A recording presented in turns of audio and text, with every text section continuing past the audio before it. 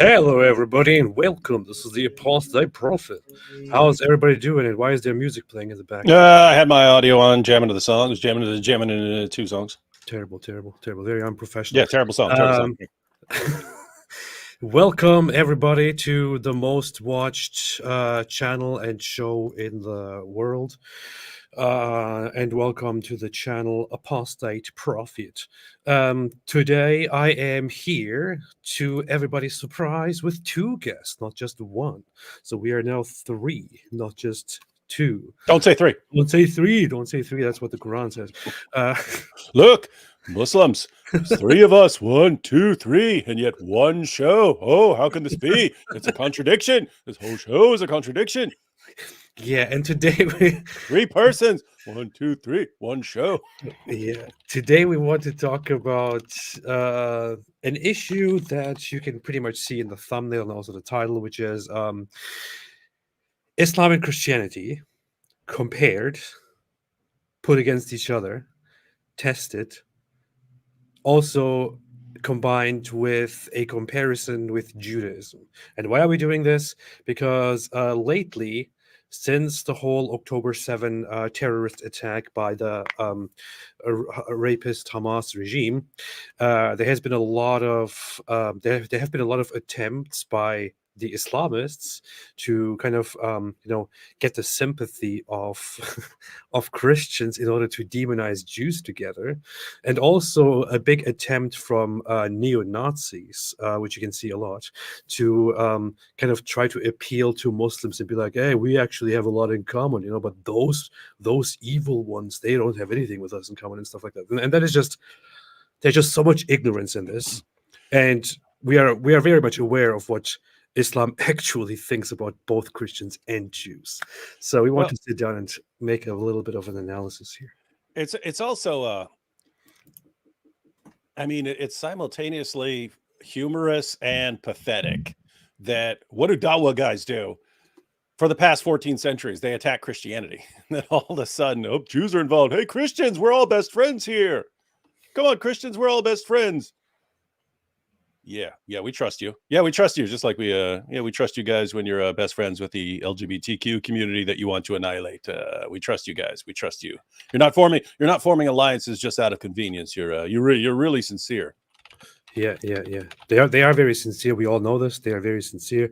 They all mean it. They absolutely don't have any ulterior motives. We can all agree on that. And with that, I guess the problem is solved. Thanks everyone for watching.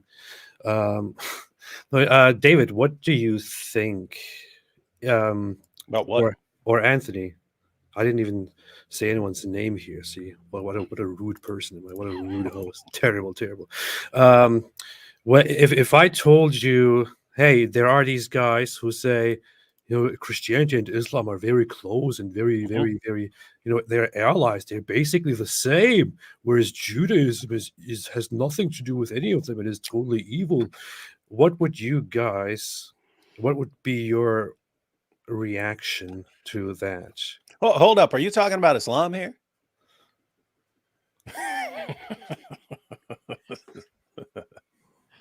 The first response would be to give a big hearty laugh. So laugh. Go ahead. Well, you guys interrupted me, so I held it in. But yeah, we wanted to hear that.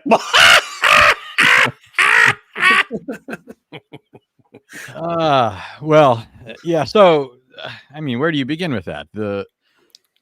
When you look at Islamic literature, typically, I guess I'm used to looking at the literature that's attacking Christianity, and so they want to play up the supposed commonalities between their beliefs and that of Jews. So I'm used to it being more the case that Muslims say they're like Jews than them saying they're like Christians. But it all depends on what the agenda is, right? You guys have already broached this, that when they need to be aligned with Christians, they play up the supposed similarities there. When they need to be aligned with Jews, they play up the supposed similarities there. But Islam is its own weird creature. It certainly isn't Jewish or Christian. And part of what sort of feeds into the mistake and people believing this is you'll get Jews that are very ignorant of Islam, thinking that they're more similar than they are, or perhaps that particular Jew is just especially ignorant about Judaism. Just because that person's Jewish in some sense doesn't mean they're especially well informed. My wife, when I met her, was Jewish. She went to a liberal Jewish synagogue, and I interacted with her family a lot, and they didn't know Judaism from a hole in the wall. They were Jewish only when they were around me. It was the funniest thing that, they were they were really Jewish when I was around, but the rest of the time, Anthony walks in, everything, "Oi, Faye!" I'd play Weird Al. How you doing, Bernie? But yeah, so you can get an ignorant Jewish person, doesn't know Judaism from anything, and he'll assume that it's the same. And really, before I started studying Islam, I assumed that it held a lot of things in common with Judaism and Christianity. Not that there aren't any points of commonality, I'm not suggesting that, but I thought there were more. And even those things that we might say, in one sense, are common end up being quite different because of those other things that of themselves really are different, right? So, for example, we could say that there's a commonality between Christianity and Islam because Muslims also say Jesus is the Messiah, but they can't mean the same thing by that Christians mean, because their religion is antithetical to everything that is involved in the concept of the Messiah for Christians. So sometimes even the apparent differences or similarities aren't even that similar. Yeah, the version that I've seen pitched most frequently, apart from just saying over and over again, Jesus is a Muslim, and you say, what do you mean by that? And you say, oh, well, etymologically, the word Muslim just means this, and we're not going any deeper than that. I like John McCrae's response. John McCrae was responding to Sneeko saying that Jesus is a Muslim because etymologically, the word Muslim means one who submits to God, and Jesus, even according to Christian belief, submitted to the Father, and therefore, what's the problem here? He's a Muslim. And John just flipped back. Well, you know what the meaning of the original meaning of gay is, right? Oh, so Sneeko's cheerful, so Sneeko's gay, right? Like this, some funny stuff. But so there's that, of course. And then as far as Judaism, Christianity, and Islam, I've just been bombarded with, David, but Muslims believe in Jesus, Jews don't. So therefore we have more in common than Muslims and Christians have more in common than Jews and Christians, or Jews and Muslims, which I find interesting because, like you, Anthony, I've seen over the years Muslims appealing to Jews, saying, "So you see, we're the Unitarians here. We're not like those weird Trinitarians over here. So we have, whatever is most convenient at any moment for the ummah. That becomes the message. That becomes the message of Islam. This does raise an interesting question, because what you have is, Now, one of the reasons that claim is so dumb, oh, Muslims have more in common with Christians than Jews have in common with Christians. You have Jewish Christians. You have lots of Jewish Christians. You have Messianic Jews, and then within Judaism, you have all kinds of perspectives. Yes, you have the Jews who absolutely hate and despise Jesus and will say, he's in hell, or very, very, very nasty stuff.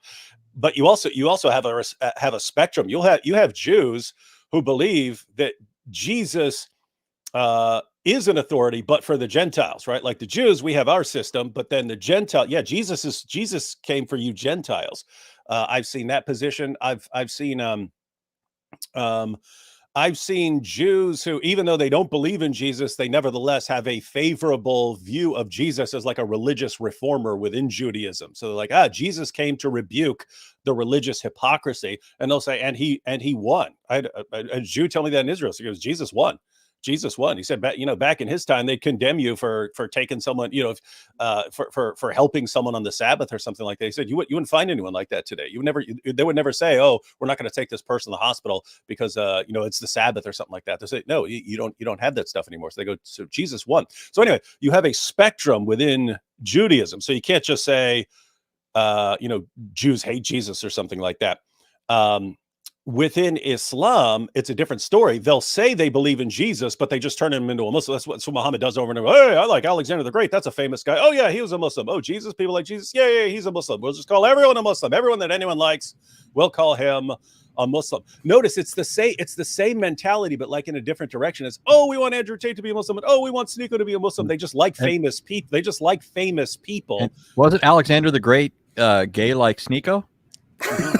Yeah. He I mean, definitely was. yeah, he was. So anyway, the question is, and it's an interesting question, and it could be debated. Suppose you had someone who doesn't believe in Jesus. So let's just take the Jews who definitely do not believe in Jesus. You've got people who reject Jesus. They believe he's a false Messiah. And then on the other hand, you've got people who say he's the Messiah, but all they really mean is we've taken him and completely destroyed his essence to make him service our religion. And that's all that he actually is in Islam. They've taken away everything about Jesus that was meaningful and just said, oh, and he was a Muslim and he preached Islam and he predicted the coming of Muhammad.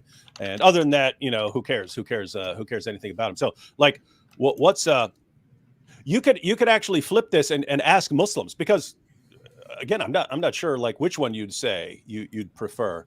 But I can ask Muslims, would you prefer someone like let's say the Apostate Prophet here says, I don't believe in Muhammad. I believe he's a false prophet. I reject him.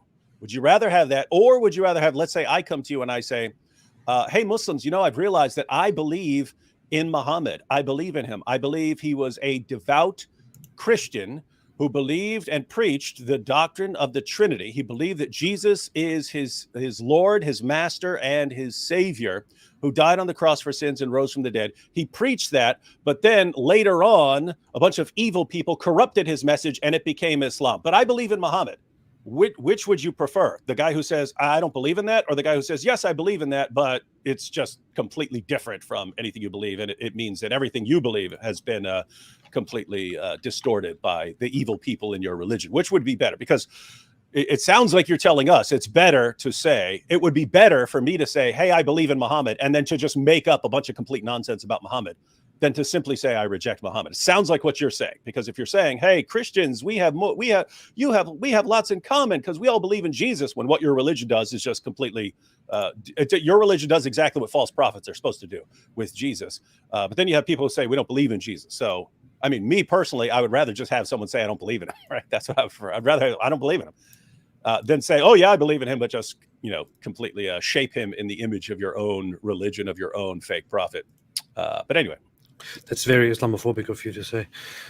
Then what do you say about this image here, which clearly which has been posted so much on Twitter by some Jew haters and Islamists? Then what do you say about this? How about this, David? How do you explain this? It says Christianity, Islam, Jesus ascended into heaven. I like how it doesn't say Judaism, it says Zionists. I didn't even notice that. That's funny.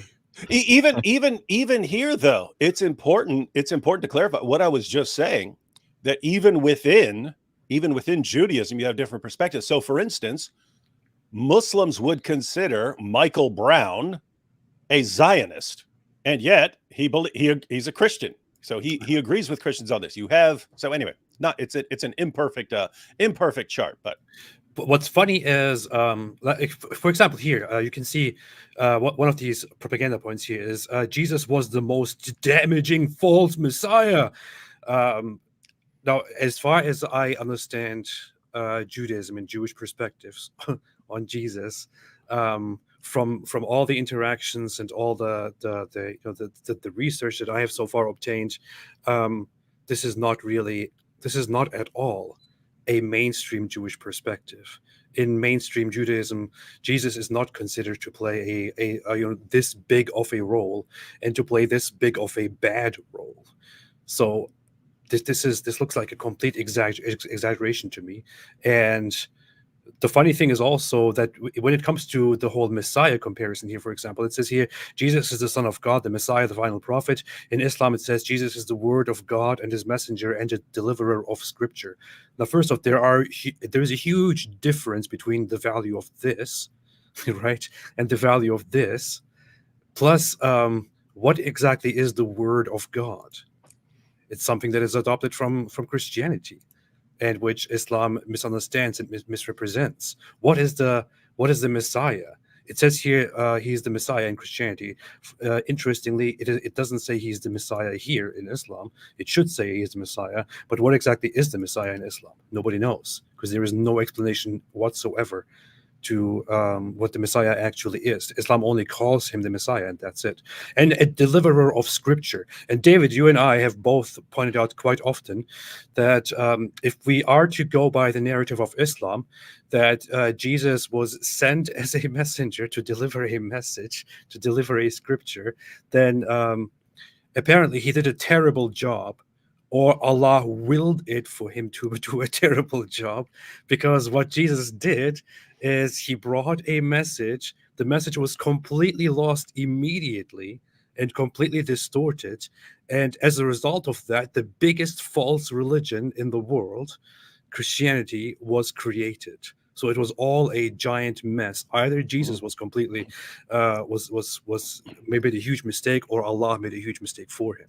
So Yeah, and that's the really weird part. And AP, this is why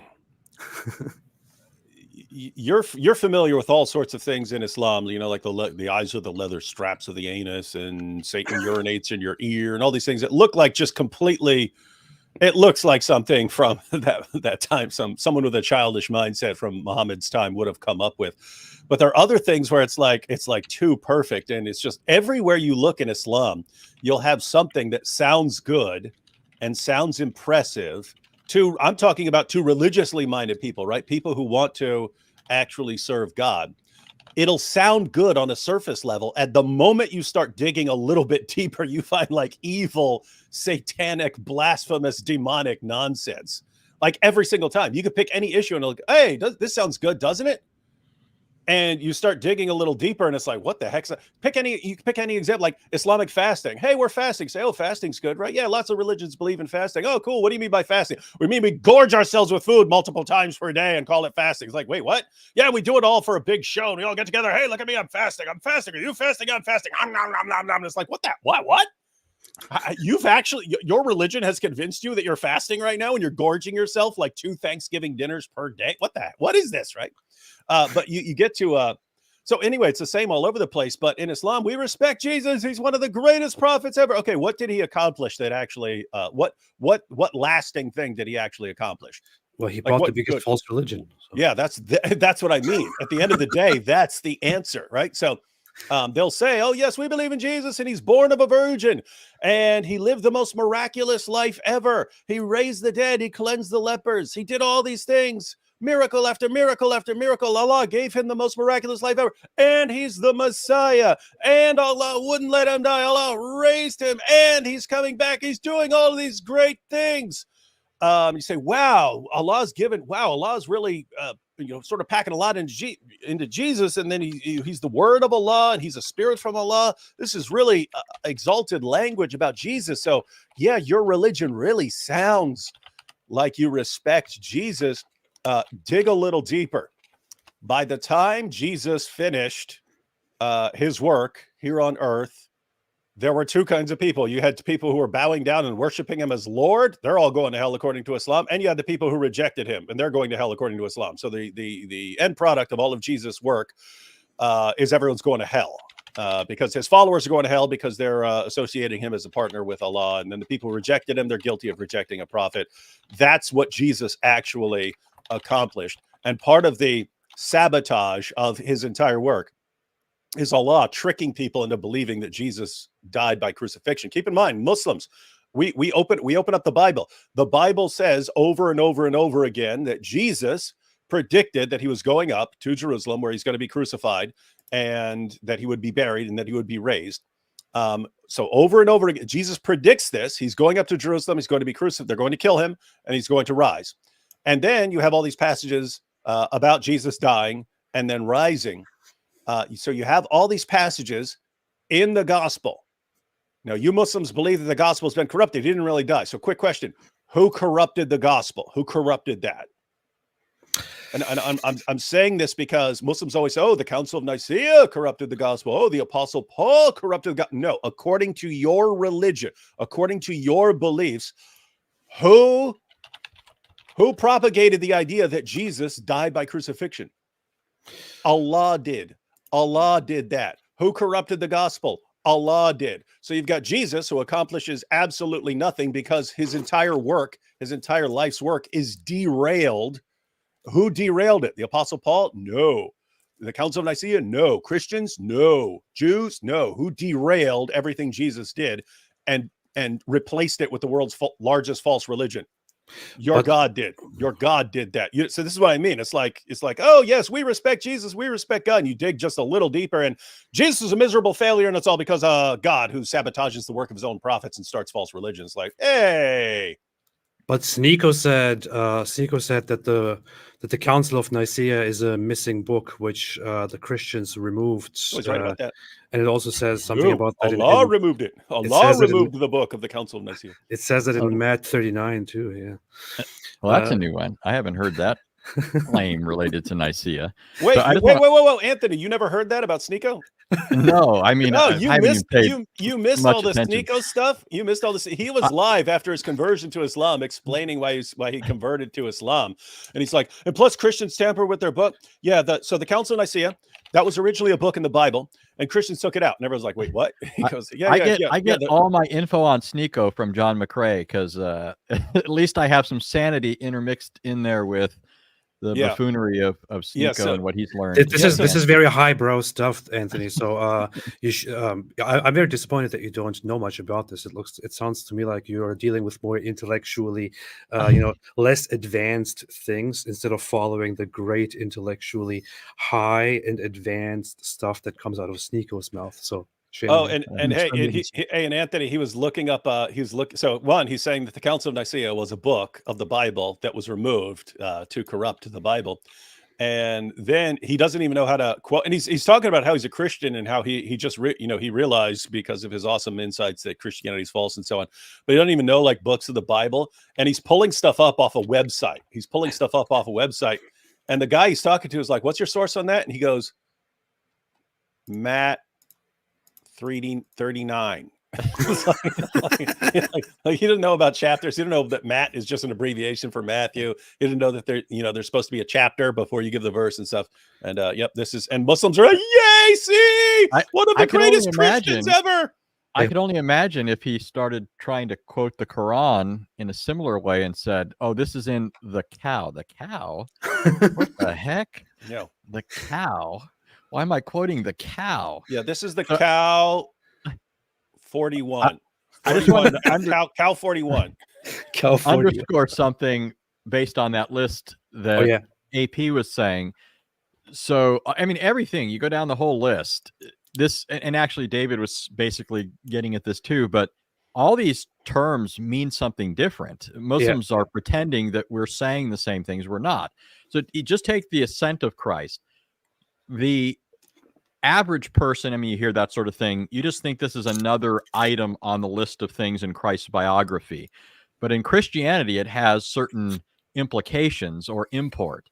When we think of Christ ascending into heaven, we think of him as the one who is victorious over death, now ascending bodily into heaven in our nature, there to represent us before the throne of God. And that's certainly not something that Muslims believe. They don't believe that he conquered death. They don't believe that he placated the just wrath of God that's due to us for our sins and thereby removed our guilt. And so on the basis of that is now able to enter and really throw open heaven's gates. In fact, if you want to see how the Bible describes this, look at Psalm 15 and Psalm 24.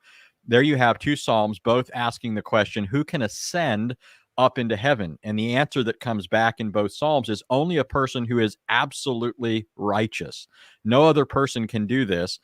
But then it goes on to say, who is this person? Who is this one who opens heaven's gates, in effect? And it says, he is the King of glory, the Lord of hosts. And so it not only identifies this as a perfectly righteous individual, but it further identifies him as the Lord God Almighty. That's certainly not what Muslims believe by the ascent of Christ. They think that's equally demonic and blasphemous, as David was saying before. In fact, when David was saying scratch the surface of Islam and you find it to be demonic and blasphemous, I was waiting for AP to say amen, but Amen. Hey, yeah, man. Yeah, go ahead. Continue. no, I'm just, all these terms mean something different. I want to point out one thing, which is, so I talked to Bart Ehrman here quite a while ago about the whole Islam's misconceptions about Christianity, because Muslims tend to use him a lot for their own purpose without even understanding what he's talking about. So I asked him about when Christians began, viewing Jesus as God, and of course now he has a different perspective from the general Christian perspective.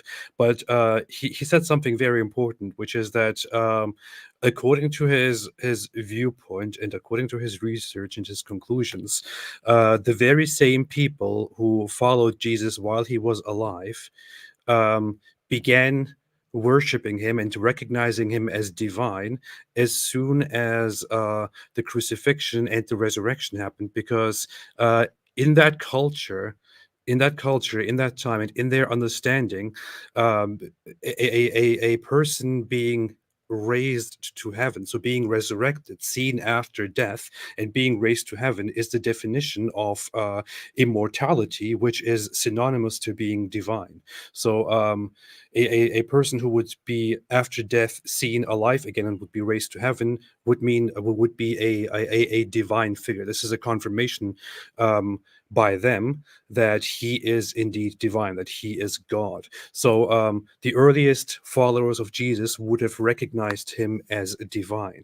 That's what Bart Ehrman says, the critic of Christianity, the non-Christian, the guy that Muslims like to use so much. So even there, Muslims are completely out of touch with what Christians actually mean when they say these things, or when they speak of the virgin birth, for example. Like, it's very ironic.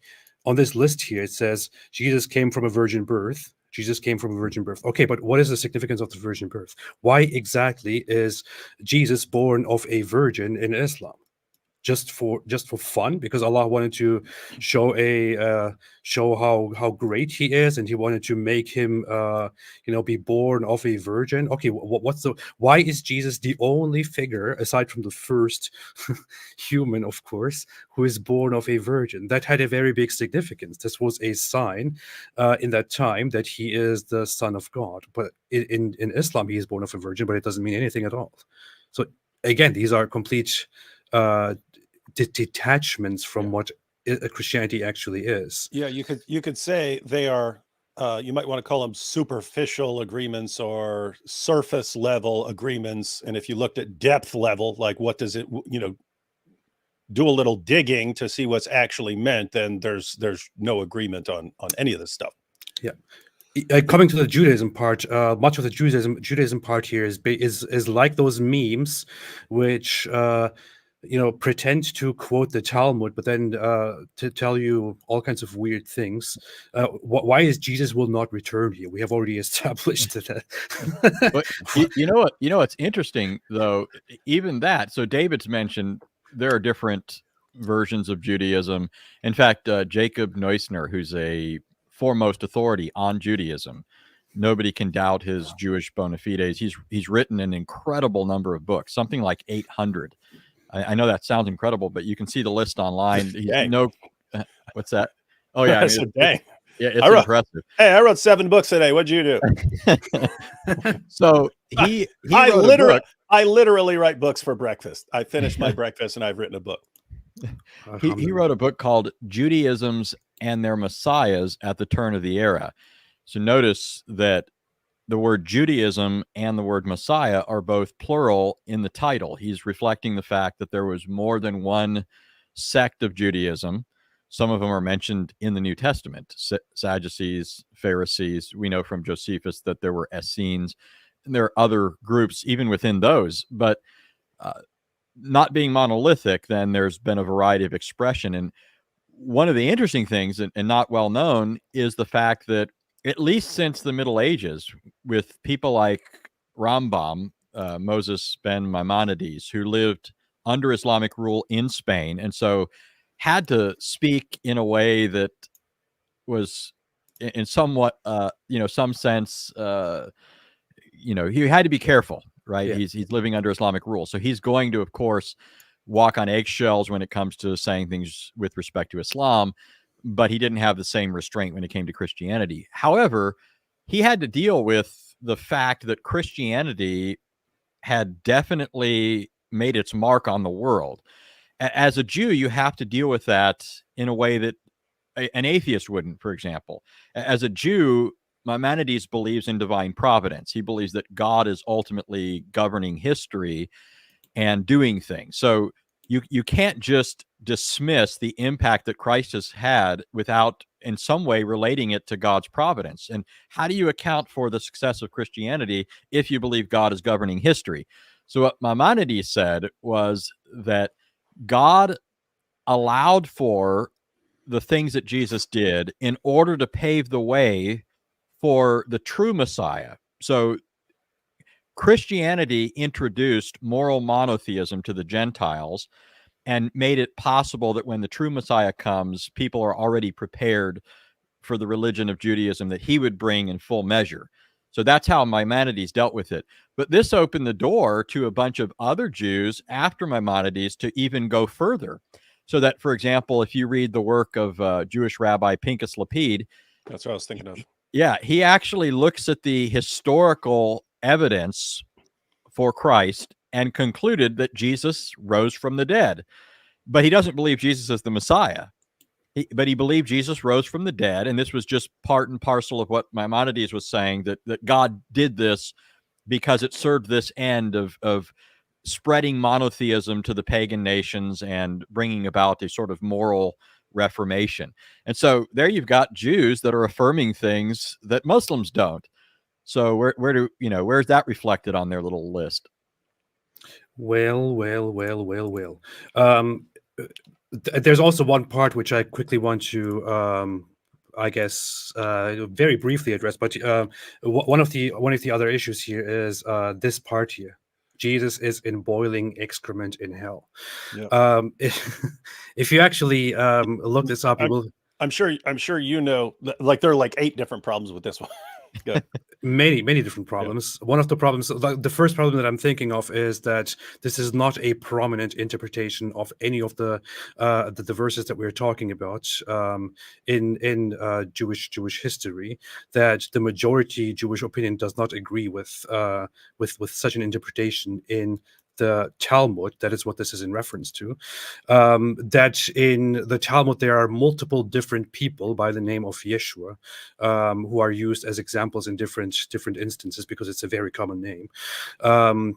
But go ahead if you have more problems to add. Oh yeah, I was just going to point out that I mean, notice that this is all under the category of Zionists. This is what Zionists believe. You have tons of Zionists who are atheists, right? You have tons of Zionists who believe that Israel has a right to exist and defend itself, which that's how they define Zionism right now. That's how Muslims define Zionism. If you believe that Israel has a right to exist and defend itself and have a nation there, then you are a Zionist. You have tons of Jews who are atheists. You have tons of Jews who aren't atheists, but so they believe in God, but they don't believe in hell. You have tons of Jews who believe in God but don't believe in hell. You also have tons of Jews who believe in an afterlife, may believe in rewards and punishments, but have no clue what the Talmud says about anything. And then, of course, you have the Jews the Orthodox Jews who are very knowledgeable and who know their system and so on, and who know their religion. And if you had Jews you will have Jews who believe things like this, but notice they just lump everything together under the category of Zionists without acknowledging there's a pretty broad category there. And again, I have to point out, you have people that they would classify as, they would classify tons of Christians as Zionists, right? They would say, Christians are Zionists. So we'll assume they're talking about Jewish Zionists. What do you do with Michael Brown, who believes that Jesus is Lord? So massively misleading here to just lump everyone together in under this broad category here. Yeah. That's very, very well put. Anthony, you want to say something? Yeah, and I would add this. So going back to the point about definitions, when we say that Jesus' body and soul is in heaven, we're talking about the incarnate Son and his body as resurrected and reunited with his soul and glorified. That's what we mean. That Jesus is in heaven. When they say Jesus' body and soul is in heaven, they're not talking about the same thing. In fact, they think our conception of Jesus, if that Jesus existed and made those claims and so forth, they would say the same thing, that Jesus is going to hell. The Islamic, when you look at the Quran, what does it say? If Allah had the claim that Allah has a son, all of creation would be rent apart. It's a blasphemous notion in the Quran. And so just historically, going back to the claim of Ehrman that his earliest followers accepted him as God, he would usually qualify it and say, in some sense, right? But that conception of Jesus, if truly reflective of some first century individual, the Quran condemns that person. So they're not talking about the same thing. It's a shell and pea game. They're pretending. I mean, they just use the term Jesus as though they're not equivocating here, but they're equivocating throughout. They have the same negative view of the Christ of the Bible that they're here attributing to all Jews. I just wanted to add one quick thing. AP already talked about this, but it needs to be emphasized if people want to. If there's a takeaway message as far as this, I've asked Muslims over and over and over again. They say, we agree with you that Jesus is born of a virgin. We agree with you that Jesus performed these miracles and so on. And you say, okay, why is Jesus so different from everyone else, even according to your religion? So why is Jesus the one born of a virgin in your religion? Why is Jesus the one who has the most miraculous life in history? Why is Jesus the one who's the Messiah? Why is Jesus the one who Allah would protect from death? Allah didn't even protect Muhammad from death. Muhammad died being poisoned and died in complete agony, but he wouldn't allow that to happen to Jesus. Why is Jesus the one who's the word of Allah? Why is Jesus the one who's a spirit from Allah? Why is Jesus all of these things? Why is Jesus so unique? Not according to me, according to your religion. Why is Jesus so radically different from everyone else, including all other prophets? Why is he so different? I've never gotten an answer except Allah knows. Allah because knows. it's a miracle by Allah. That's why. That's why. So notice it's you line up. So you could take all the things that Christians and Muslims actually agree on about Jesus and say, wow, look at how different Jesus is from everyone else. Okay. Does that make sense? Does Jesus being completely radically different from everyone else make sense according to Christianity? Yeah, it makes perfect sense. He's unique because he is that unique. In Islam, why is Jesus so radically unique? No idea. Allah knows best. So notice, it's not just, do you not have an answer for that? There could be all kinds of things we may not have an answer for. But notice, according to Islam, Jesus is radically unique from everyone else. But if that's the case, why did in other words, if the Muslim view is correct, Jesus is radically different, but he's still just a prophet. Why, according to that view, according to the Muslim view, according to the Quran, if you start thinking, why did Christians come up with the idea that Jesus is Lord? Where did Christians get that idea? It's because they recognized him as so radically different in all of these ways. And they said, wow, this guy's just totally different from everyone else.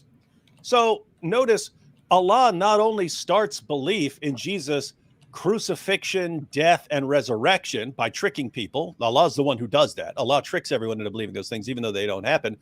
Allah kind of corrupts all the rest of it by making Jesus so radically different that people are like, wow, this guy's Lord. He's so different. So Allah is responsible for all of the corruption of Christianity, according to Islam. This is some weird stuff. And this earlier conflating of Zionism and Judaism just reminded me of this here. Says Houthis, whose official slogan says, "Curse the Jews," say their problem is with Zionism, not Jews. That's funny. And isn't that funny, by the way? I mean, you've clearly, unless a Jew is actively in the process of agreeing with Muslims on some agenda, a lot of these guys, a lot of these Dawa guys absolutely despise Jews, and groups like this, the Houthis and so on. They just have to. Oh yeah, we're just talking about Zionists here. Yeah, because we know that this is gonna be in the media, so it's just Zionism we have a problem with. And now this here is a very funny incident which happened a while ago, a week ago or so, where one of these Muslims came on here again and made one of those very, very prominent claims and said Islam wasn't founded 6 centuries after Jesus. First man to practice Islam was Prophet Adam. According to who?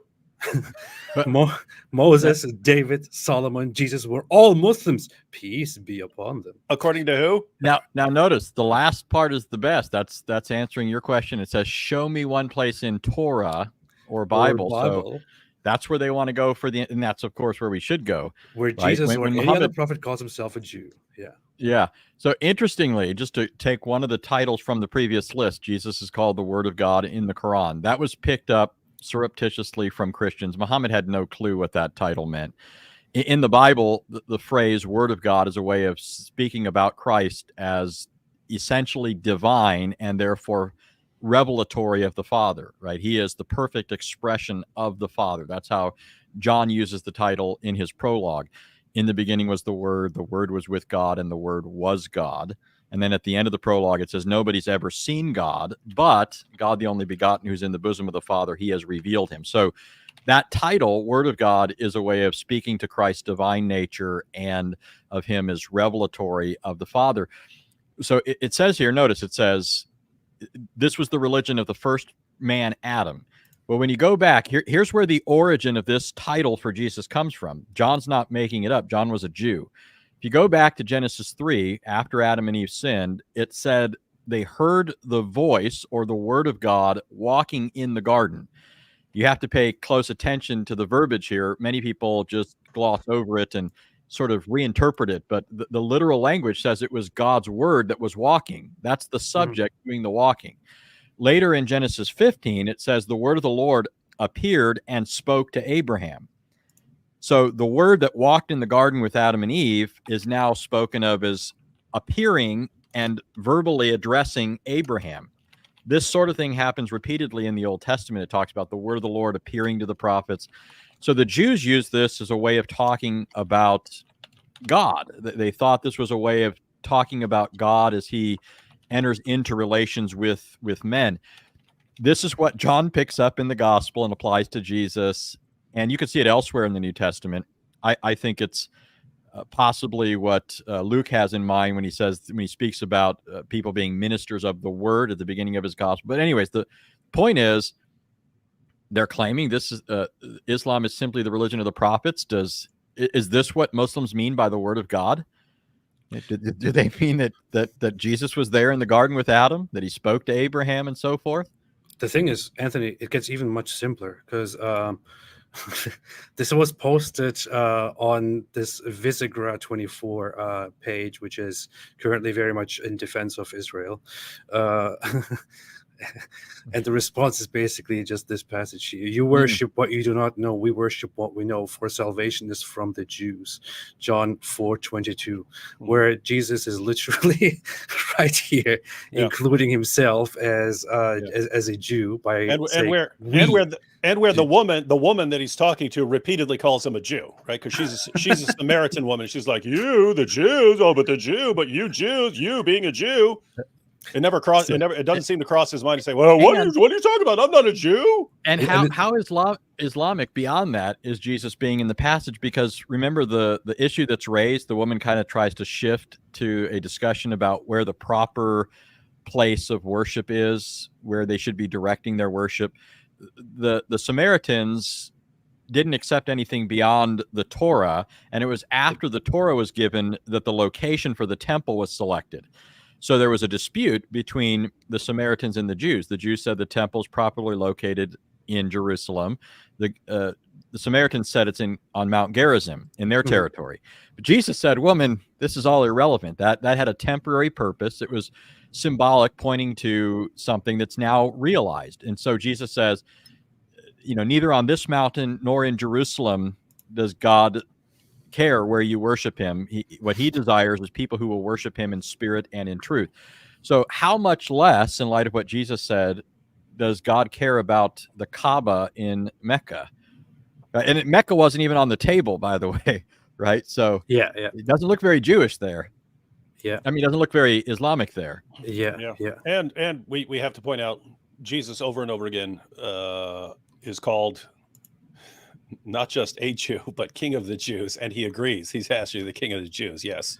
So That's what is written on his. he's the That's king. what he's called when he's. Yeah. He's the King of the Jews. Yeah. But no. It actually said King of the Palestinians. In fact, The King of the Palestinians. Notice how much in agreement the Muslims are, if we can make our own list now, with those Jews at that time, not all Jews, because they protested when he was called King of the Jews, right? They said, no, don't write that. Don't write that on the superscription over the cross. Don't say he's the King of the Jews, but that he claimed to be the King of the Jews. So if we made our own list, the Jews that wanted Jesus to die are protesting him being called the King of the Jews, just like Muslims would today. That's funny. That is pretty funny. Pretty funny. This is a meme. This is very highbrow, which says Muslims today say we protected the Jews. They loved living under our rule, even Maimonides. And here you have an actual passage from Maimonides. I recently published a video where actually B.Apologetics made the video and published it on my channel, where he went through the whole quotation. But Maimonides is the very one who says, God has entangled us with this people, the nation of Ishmael, who treat us so prejudicially and who legislate our harm and hatred. No nation has ever arisen more harmful than they, nor has anyone done more to humiliate us, degrade us, and consolidate hatred against us. He's talking about the Muslims. Plus, this is not even all. He also describes in the very same letter. This is an epistle which he writes to the Jewish community in Yemen. He describes there Muhammad as a madman, and uses another word which I don't remember right now. But he doesn't have any kind words for Muslims at all. So this is just an attempt by Muslims to distort everything here. This is a side note, by the way, but just because Inspiring Philosophy shared that video about Daniel not being able to read sources earlier. I remember I was having a discussion with Daniel, and he said, I forget how he pronounced it, but he was like, Maimonides or something. He said something. He gave some ridiculous pronunciation, and then I was responding. I go, okay, so Maimonides. He goes, oh, I pronounced it wrong, and I was like, I thought he had a background in philosophy. Like I thought his degree or something I thought he had some background in philosophy, which is weird because Maimonides. I mean, any history of philosophy class you go through, they're going to mention Maimonides. Maimonides is going to have a chapter in various histories of philosophy, at least be mentioned. So, I mean, it's like, I don't know. It's like saying you have a background in philosophy and you say, and Socrates once, it's like, wait, what? What did you say? Socrates? Socrates. Well, you pointed out the video from earlier. I actually want to watch this very quickly because I think it's a brilliant might as well. video. It's short. And you're debating this guy in a couple days. So you need to be aware. Any source this guy quotes, I do not trust you. Shut up. Yeah, I know. I actually brought this to IP's attention, which is why he made a response to this. Now, how many IDF soldiers have been killed in the past 2 months? The number is shocking when you compare it to 20 years in Afghanistan. Estimate is about 3,000. 3,000 IDF soldiers have been killed. Wait, go back. What did that article say? Pause it. Pause it. Anthony, look at the actual sentence, not just the highlighted part. The number of Hamas fighters killed is difficult to determine, but the IDF said, yeah, so it's talking about Hamas fighters. Yeah. So Daniel highlights this part and he says, oh, this says 3,000 IDF soldiers. This man literally cannot understand a sentence. I mean, I can imagine someone watching this. Like I might not even, if Daniel showed this to me in a video and he highlighted that part, I might just skim the highlighted part and think, oh, okay, he's making a point. I might not read the entire, but he's the one who actually located this information, presumably read it and didn't understand it. And this just you think, I mean, how is this guy educated at all that he doesn't? He literally puts it on the screen. He highlights it on the screen. So he had to do work like actual editing, reading it, finding the information, screenshotting it, highlighting it, putting it into a video, and he still doesn't understand the sentence, like part of the sentence that he's reading. And this just reminds me, because Anthony, we've had we did shows where we're talking about Muhammad Hijab when he's debating Rabbi Shmuley, and Hijab's entire case against Israel was Israel is killing 100 civilians for every Hamas jihadi. It's 100-to-1 ratio. And he said that this was reported in the Guardian, that this is that he gave his sources for this information, and we went and looked it up. 100-to-1 ratio. And so he said, "Oh, look, only 60 Hamas fighters have been killed by the IDF." We looked it up; it was 60 Hamas commanders. It was way more Hamas fighters, and it's like, but commanders was in the title. It's 60 IDF. I mean, 60 Hamas commanders killed by IDF. Yeah, and maybe it's like you guys. They don't understand sentences. They don't understand words. They can't understand a headline that my 5-year-old son could understand. And these are like the champions of Dawah. And the dumber they are, and the more they get wrong, the more their fans love them. And this, I mean, this kind of ties in with what I was saying about there being like something demonic in all of this. But well, this may be like what what Allah did to Muhammad when he made it look like there were fewer in opposition to them, right? Allah's in the business of messing up the math for people. That's a good point. AP, you should make a video on that. You should make a video on that where, so guys, for anyone who doesn't know, it's in Surah 8, but so the Battle of Badr, you had the Battle of Badr, and what happened was Allah realized the Muslims are going to be scared to fight, so he has to trick them into going out and fighting at the Battle of Badr. So he gives Muhammad a dream in which it's only a few of the Meccans who are showing up to fight. And then Muhammad is given this dream by Allah. Muhammad wakes up, I've got a revelation. And my revelation says there's almost no one. We're totally going to be able to overpower these guys. They actually go out, fight. They win the battle. They're totally outnumbered. But that's when Muhammad guarantees anyone who dies gets, instant access to your, virgins in paradise and so on. And then we'll fight then. And then so they actually win the battle. Muslims win the battle, and they come back and like, hey, what's going on with that? There's only a few of them there. And Allah explains, hey, if I showed you that you're actually outnumbered, you guys are such cowards. There's no way you would have gone out and faced these guys. So I had to actually trick you and deceive you into thinking that their numbers were far fewer than they actually are. I had to deceive you. But so what Anthony's pointing out is, since this is Allah who tricks his own followers into messing up their numbers seriously, maybe that's what he's doing here. And so so notice, I mean, if you could actually make a theory out of this, right? Like Allah is using Daniel and Muhammad Hijab to deceive Muslims in order to get them some future victory over everyone. In order to do that, he has his servants completely unable to understand basic numbers and constantly distorting the math. Which, following the analogy, implies that they're cowards in Allah's eyes. Yeah. But it's just like Muhammad Hijab said. Oh, people are dying. Muhammad, get your head out of the Jewish bedroom. It's really bizarre. Let me be clear. No. Sexual lubricants? How embarrassing. You sell dildos. Can we get it back? Can we get it back to the topic? You speak about 5-year-old girls being ready for sex. Listen, let's go back to the issue. Let me ask a question.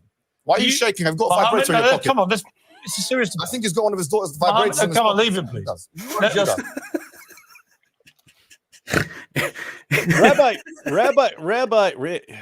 Hijab knew that Rabbi Shmuley was going to be nice and not just go, because I mean, right there, Shmuley should have flipped. AP, you've pointed out that Jews or Orthodox Jews generally don't want to start blasting away at Islam. So I can't say he should have done it. If it was someone else, I would say you should have just instantly went after Muhammad and all kinds of things. He wouldn't sucking on boys' tongue. He wouldn't do that. Who is the president that you interviewed saying that all Palestinians, they are responsible? This man is being more slippery. He's being more slippery than the lubricants that he sells in his daughter's sex shop. And that's the reality of the situation. Did you really just say that?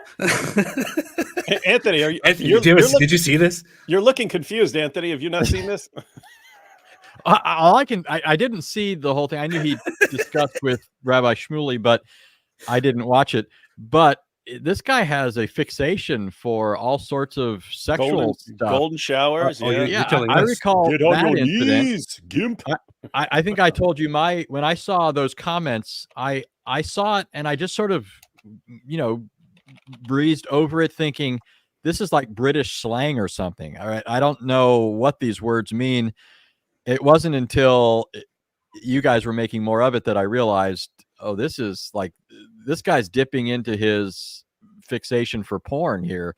Yeah. I mean, there's no way people just know this stuff without having some background or involvement. He's really exposing himself when he does this. Yeah. Hey, Pete, you remember Ali Dawa did something similar when he's like, look at the ads that YouTube keep putting up on my videos. Yeah, what is this? It's all this sexual stuff that they keep bringing up. It's nonstop. Every video I pick on this says, what do they see? We need to contact them and tell them not to do it. And his own followers are responding, YouTube gives you stuff based on your internet history. That's what it's doing. So it's another case of him exposing himself. But yeah, I mean, guys, I can't say it enough. I mean, look at the champions of Dawa. It's Daniel Hakikachu. Yes, if she's an 11-month-old, just get your parental permission. And Ali Dawa. Oh yeah, if my daughter is 9 and she get her puberty, and then I give it to my friend Mohammed Hijab and say, yeah, you can bang her now. Hijab with the golden showers, and let me suck on your wife's tit. Let me suck on your wife's tit. And then Farid comes in and says, how is it child rape when there is parental consent? And then Sheikh Uthman ibn Farouk opens his marital counseling center where every woman who's sent there gets banged by the sheikh, even though she's already married, but he'll marry her. He doesn't care. What does he care? He's a king of fake hate crimes. These are like the most popular da'is in the world. And it's hold on. Mohammed Hijab wants to say something. Urinating upon one another. That's what they do. Yeah. Okay. Never mind. Back to 100 said Jews are Israel argue with God, not submitting to God. I pointed this out before, but Islam has a very, very different understanding of the relationship between humans and God from both Judaism and Christianity, right? Where in Judaism it's like God is leading his people. In Christianity, there is a very big emphasis on this relationship between God and the humans, and this loving relationship.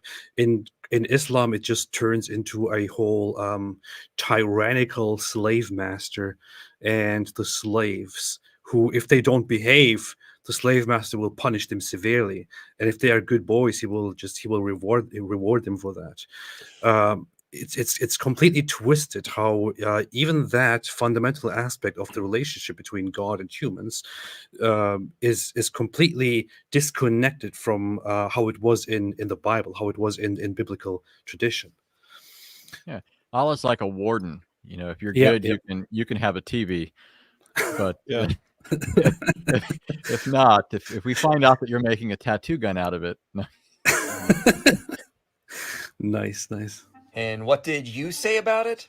After just 2 months, there's been 3,000 IDF soldiers that have been liquidated. Now, I know reading is not for everyone, especially Daniel Hakikachu.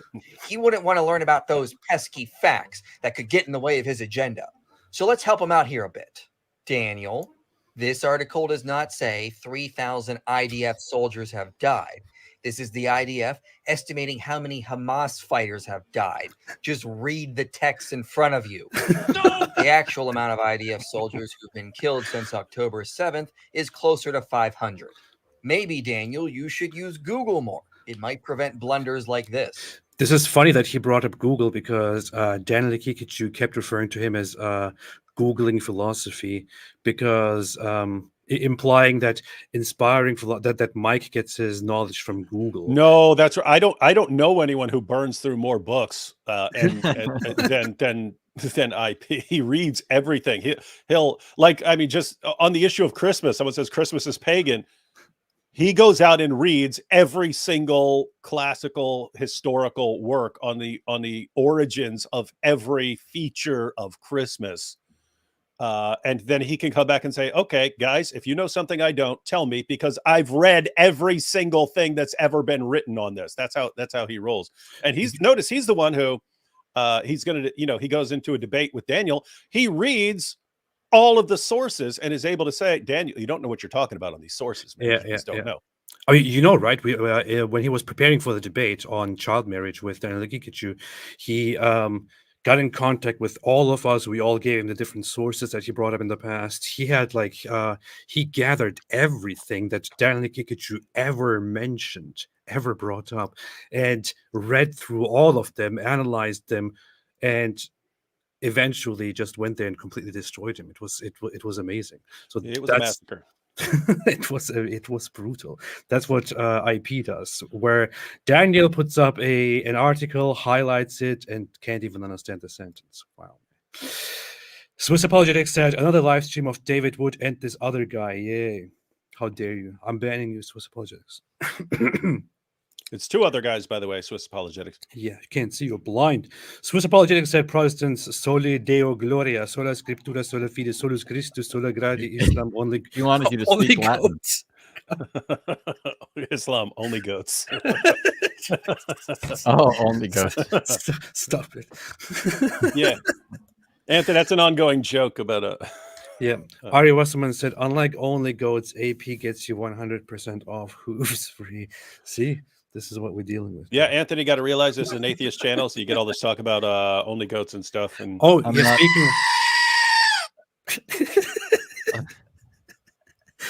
Speaking of atheist channel, since this is an atheist channel, I have to point out, we should have been doing this every 5 minutes, but I have to point out that all religions are bad and all religions are equally wrong. We just have to point this out because this is an atheist channel. Unfortunately, David, Anthony, you just have to endure this because this is what atheists do on atheist channel. Also, I'm very stupid. Yeah, you have to do that, AP.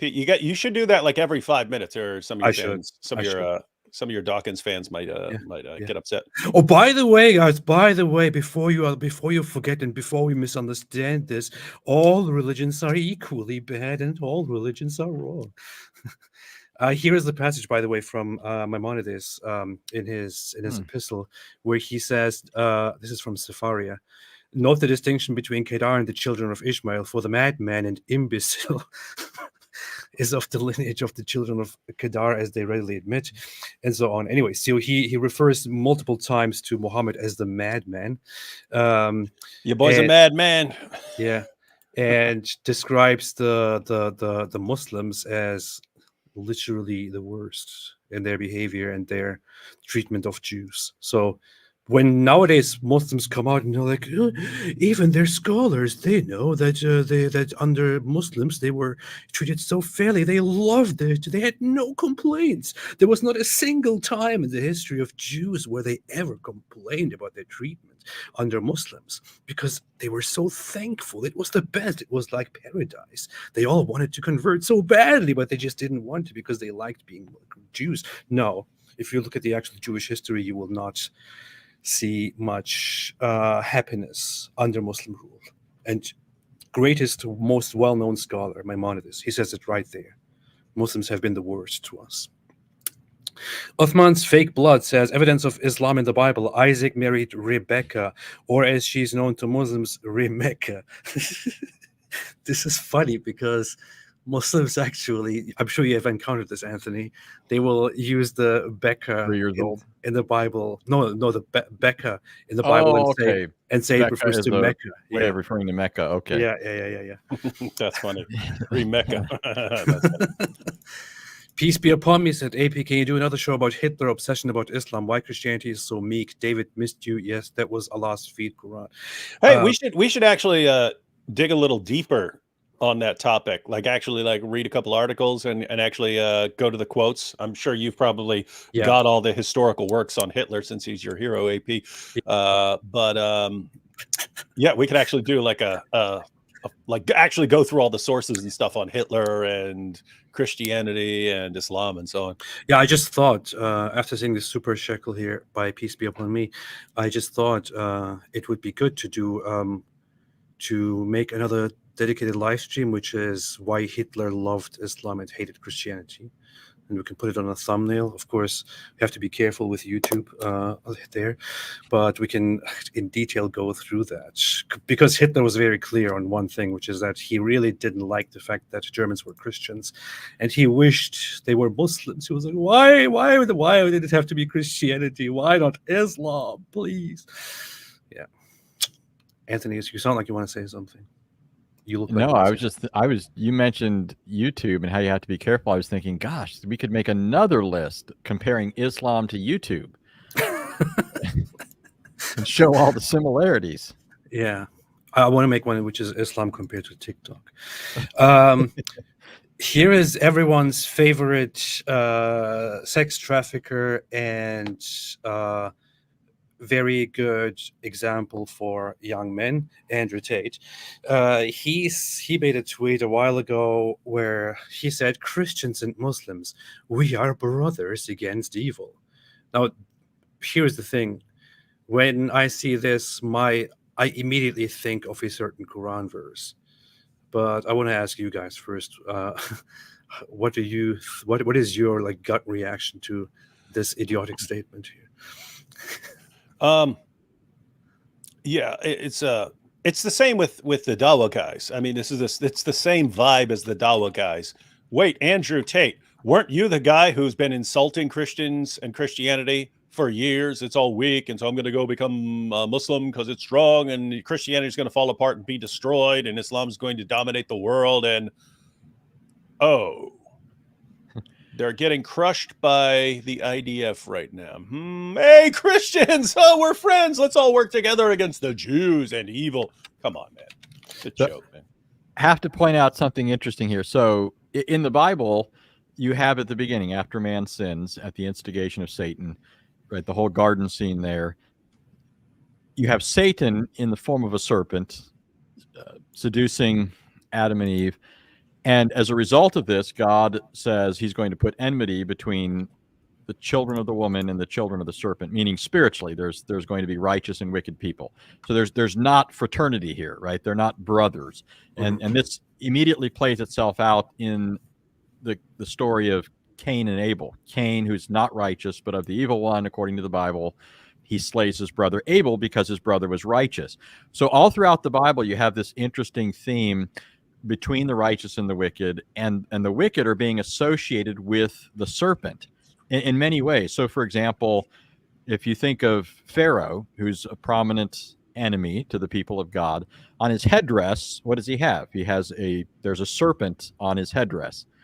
When you think of Goliath, many people don't notice this, but it describes him as being covered with scales of bronze.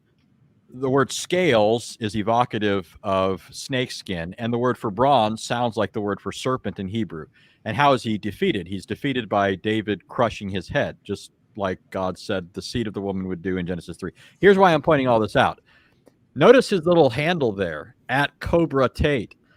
So this self-identifying snake, Cobra Tate, says that he's brothers to Christians. The Bible says we're not. That's my Christian perspective on this.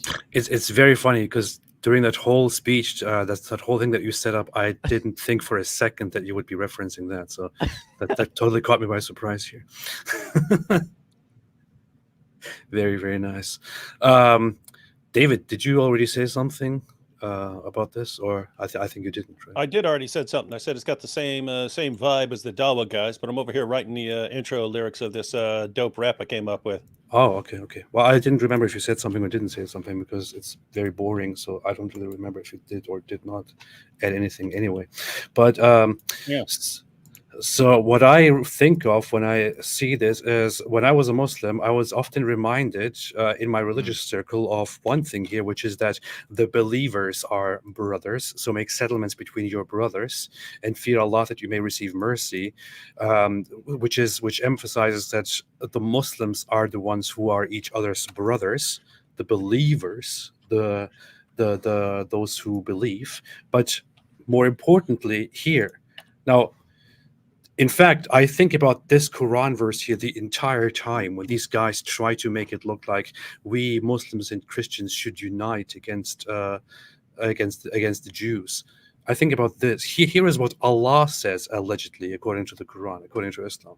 He says, "O you who have believed, do not take the Jews and Christians as allies." Look again. Do not take the Jews and Christians as allies or as friends. Actually, as friends. Yeah, as friends. They are, in fact, friends of one another. I heard this a lot when I was young. And whoever is an ally to them or a friend to them among you, then he is indeed one of them.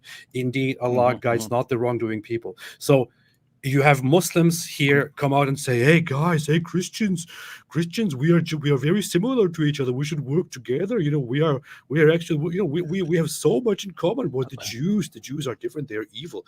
Okay, that's what you are saying, but your Quran literally says, "Don't befriend the Jews and Christians. They are friends of one another." So it's in direct contradiction with what these Muslims are saying right now for propaganda. Yeah, if Elle's watching this, so Elle had a video that blew up where she said, in effect, that Ali Dawah accidentally converted to Christianity. But I really think this should be pointed out, at least in tweet form, if not in short video form or long video form. Anytime one of these guys says something like this, it should just be pointed out. Wow, Andrew Tate just accidentally converted to Christianity. How? He's trying to set up Christians as allies with Muslims, and so now he's a Christian according to his own God in the Quran. You're not to.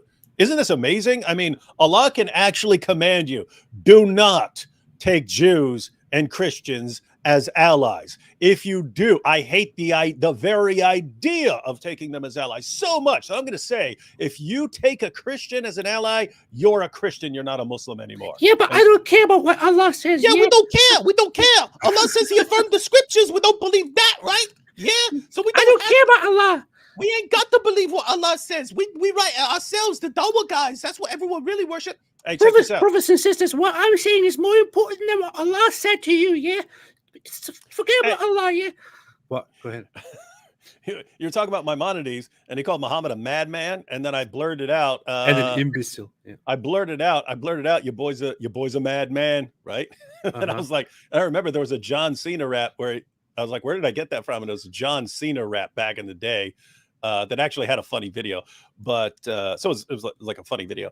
But it starts off with "your boy's a bad man," and that's what I thought. But anyway, then I was like, oh, we could someone could dress up like Maimonides and do a Maimonides rap about Muhammad to have that handy anytime Muslims want to bring up Maimonides in some fashion. But I got the opening line here. Check it out. Ready? Your boy's a madman. Your boy's a madman. He invaded our streets, so we poisoned him. Now he's feeling the heat. He said we have to worship none but God alone. But he's got fools starting riots, kissing pagan stones. Anyway, got to work on the meter a little bit, but get the idea, right? You just do that all the way. I could probably just hand this off to Vocab, and he could write all the lyrics, and then we'll just someone dress up like Maimonides and spit it, man. This is good. Record it right away and publish it. It's going to be a banger. It's going to be top of the charts, probably. Yeah, I would say, most definitely. Pretty good stuff. Hey, you know what we need? We need songs like that, and then every once in a while, Jordan Peterson. How about no? Pops in. Yeah. How about no? I don't buy your Allah. Yeah. Oh, Allah. Bill has pretty severe repercussions as it is. After all, sadly, even Ali Dawah himself used to call for the death of apostates, saying, "This is a part of our religion. There's a reason to it. Yeah, there's a reason why there's a capital punishment, because people like you, little weaklings who leave their religion and cause corruption in the land by spreading it, the capital punishment in Islamic law would be applied to you. Yeah, I'm proud of that. Yeah, not individuals going and doing it themselves like idiots. Yeah. No, under an emir, it is done. Yeah, you know what? We'll be watching. We'll be watching, because if you're going to cause corruption in the land, that's going to cause more. I heard it so many times now I can't anymore. We'll be watching. No, with these big eyes. Absolutely BS. Yeah, don't get me started. So you just backfired on me. Let's see what happens now. Yeah, I think that did backfire on him. Agreed.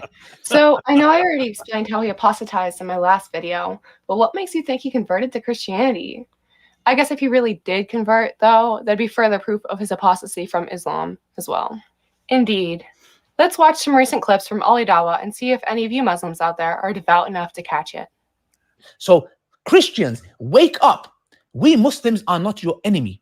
We call our Christian and Jewish brothers to the one true faith of worshiping the God the way he deserves to be worshipped. That's all I want to say. May allow the Jewish, Christians, and the Muslims come and live together in peace and harmony. I mean, that definitely doesn't sound very Islamic. But as a Christian, that also doesn't sound like a conversion to Christianity to me. But according to the Quran, it is. Quran Surah 551. O you who have believed, do not take the Jews and the Christians as allies. They are, in fact, allies of one another. And whoever is an ally to them among you, then indeed, he is one of them. Indeed, Allah guides not the wrongdoing people. And that's it. That's it.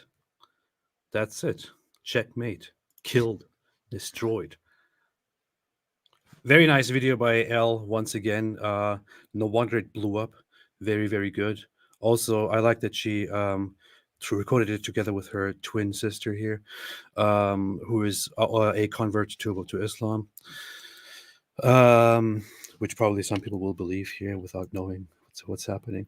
But yeah, so that's what's happening. This is a very important verse that I think should be pointed out again and again and again, not only to counter those claims by Muslims or by others right now, that we are just very similar, not like the Jews, but also to point out to Christians and Jews and to everyone else that this is the hostile attitude, the unfriendly, the pretty bad attitude that Islam has toward other groups. So the Jews and Christians are supposed to be better than all the pagans and others, but even here it says, don't take them as friends. They are friends of one another. And you know what I learned as a child, as a teenager, as a young adult in my religious community? I basically learned a slogan that is very well known in certain religious circles, which is that Muslims are one nation and kufr is one nation, which is so Muslims are one community and disbelief is one community, which implies all the disbelievers, they are friends of one another, they are allies of one another against us Muslims. Nobody is our ally, nobody is our friend. And that also makes sense because Muslims are supposed to finally fight and kill everybody. Hey, you know what's crazy is there's a way out of this for Ali Dawah. Go to Surah 3 verse 28. 3 verse 28. 328. Let's see. This, and keep in mind, this would have to be his response on why he's actually taking what versions do you have available there? Sahih International, Mufti, Taki Usmani, Gully, Abdul Halim, Bagadu, several. Let's just start at the beginning. Some of them kind of mess around with this. Go back up. Oh, Russian. Yeah, get the Russian one. Let's see. Let not believers take disbelievers as allies, i.e. supporters or protectors, rather than believers. And whoever of you does that has nothing, i.e. no association with Allah. Notice, if you take non-Muslims, disbelievers as allies, supporters or protectors, rather than believers, you have no association with Allah. You're not a Muslim. So this ties in perfectly. But notice, except when taking precaution against them in prudence. Oh. Did you catch it? Did you catch it, everyone? By the way, this is where we get the word taqiyya from, right? There's a version of the word taqiyya in there, right? You're guarding yourself. It's you're guarding yourself. What are these other translations? So Usmani, whoever does that has nothing, I know, association with Allah. Let's see. And who? Let's get some proper translations. What is this? What in the world is this? Let's pick some translations here. You got Pictol? You got Pictol? Try Pictol. Pictol. Where's Pictol? It's up. It's English translation Pictol. Pictol. We got Khattab. You have Yusuf Ali, Abdul Halim. What are you doing? Are you going to read 75 translations of this? I will read all the translations here. Where's Shakira? Where's Shakira translation? I don't know. I can't find Shakira translation. Anyway, yeah, here. Oh, Pickthall. yeah. Go to there's Halim and Pickthall. Let's read Halim and Pickthall. So Halim's at the top there. The believers should not make the disbelievers their allies rather than other believers. Anyone who does such a thing will isolate himself completely from God, except when you need to protect yourselves from them. Notice, do not take these guys as allies. Don't take them as allies. And then you have Pickthall, who translates it as friends. Let not the believers take disbelievers for their friends in preference to believers. Whoso doeth that hath no connection with Allah, unless it be that ye but guard yourselves against them, taking as it were security. So notice what this is saying. Ye guard. 551 and the beginning of 328, do not take non-Muslims as allies, friends, protectors, any of that stuff. Don't take them as that. If you do, you're not a Muslim. You're a fake. You're actually one of them, right? Yeah. Unless it's to guard yourselves against them for security purposes. Notice, I can't take a Christian as a friend, as a Muslim, according to this. I can't take a Christian as a friend, unless I'm in a situation where it is a benefit to my protection, to my safety, the safety of the Ummah, to pretend I'm taking him as a friend, to pretend I'm an ally with him. There's no actual bond there, or it would be a good thing. It's you're only doing it for the sake of deceiving him. And hang on, I think I got the commentary on this. Where is, one second, Ibn Kathir's commentary on this. Oh yeah, here we go. Allah said next. So this is the commentary of Ibn Kathir on Surah 3, verse 28. Allah said next, unless you indeed fear a danger from them, so don't take them as friends, unless it's to protect yourselves, meaning except those believers who, in some areas or times, fear for their safety from the disbelievers. In other words, if Muslims are fearing for the safety of Muslims from, let's say, Jews or something like that, then you can take some allies. Then you could take some friends out of convenience to protect your community. Notice, in this case, such believers are allowed to show friendship to the disbelievers outwardly, but never inwardly. You show friendship out. Remember how I was just talking about how everything's like superficial in Islam. You dig a little deeper, it's something else.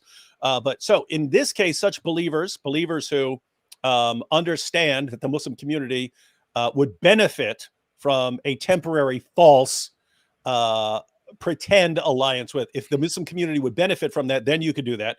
So in this case, such believers are allowed to show friendship to the disbelievers outwardly, but never inwardly. For instance, Al-Bukhari, this is all in the commentary, it's not me.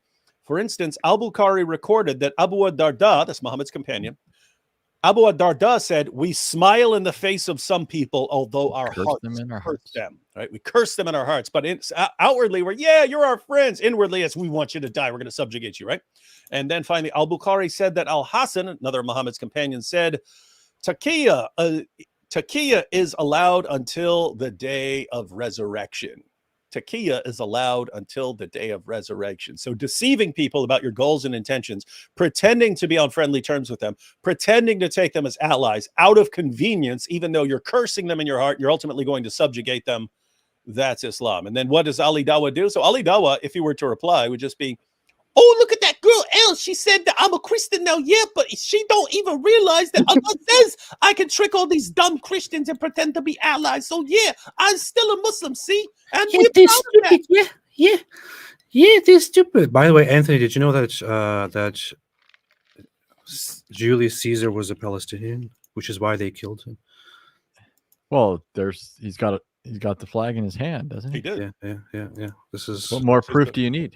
This is the proof. Farfour said, this should be a contradiction, yeah? How can there be 3 in 1? It don't make sense, yeah? And we're proud of that logic. I can see if I really want to fit in, I have to learn to speak with a high-pitched voice. You have to. This is a requirement. Yeah, your voice is way too low, man. You're not prepared for this. You're not good enough for this, Anthony. What is this? I work on it a little bit. Eli Shamoon said, Eli, by the way. Hello, Eli. Thank you again so much for $199.99 instead of $200, which is just his sense of trying to humiliate me for being an atheist. No, but I appreciate it as always very, very much. Your contribution is very much appreciated. Thank you. Thank you. David doesn't want to say anything because David doesn't care. The Jew in Hakikat Jew, what is this? Said, I joined the exact second David did his great crazy goal laugh. I am not regretting anything, but I am very confused. You mean goat laugh? Yeah, not goal laugh. Goat. Oh yeah, no. I think he thought I was imitating a goat. I was just to be clear, I was imitating Anthony Rogers. See, you just heard a glimpse of it. I knew where that was going. It's sorry, Anthony. Mufti Abulay still has you beat, but my three favorite laughs of anyone I'm familiar with: Mufti Abulay, Anthony Rogers, Robert Spencer.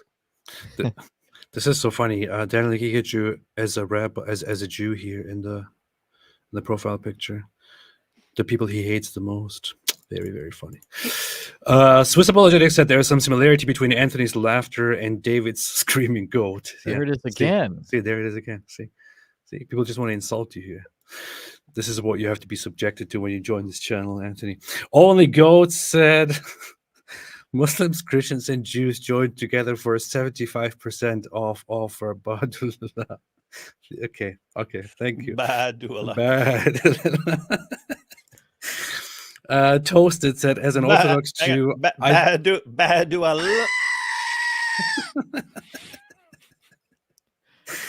as an Orthodox Jew, I think persecution from non-Christians like the Crusades has caused some Jews to hate Jesus. I don't think this is from the Talmud. Possibly. Well, I'm sure. I mean, people. I mean, didn't help. Yeah, I remember being in history class. I remember being in history class once, and we were talking about the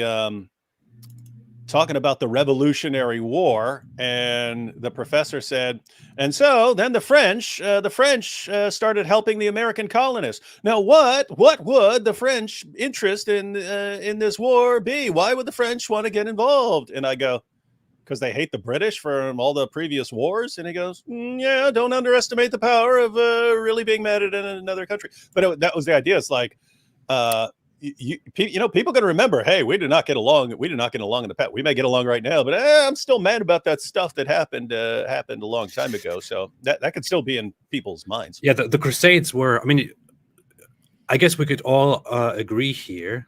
I think so, because I know, David, your views on this, but we can agree that the Crusades were pretty much a well-intentioned defensive campaign that started in response to the wild Muslim expansions. It was literally Christians asking for help for a very, very long time until the Crusades were finally started, and a campaign to protect Christians and to stop the wild expansions of Islam, to stop the harassments and all of that.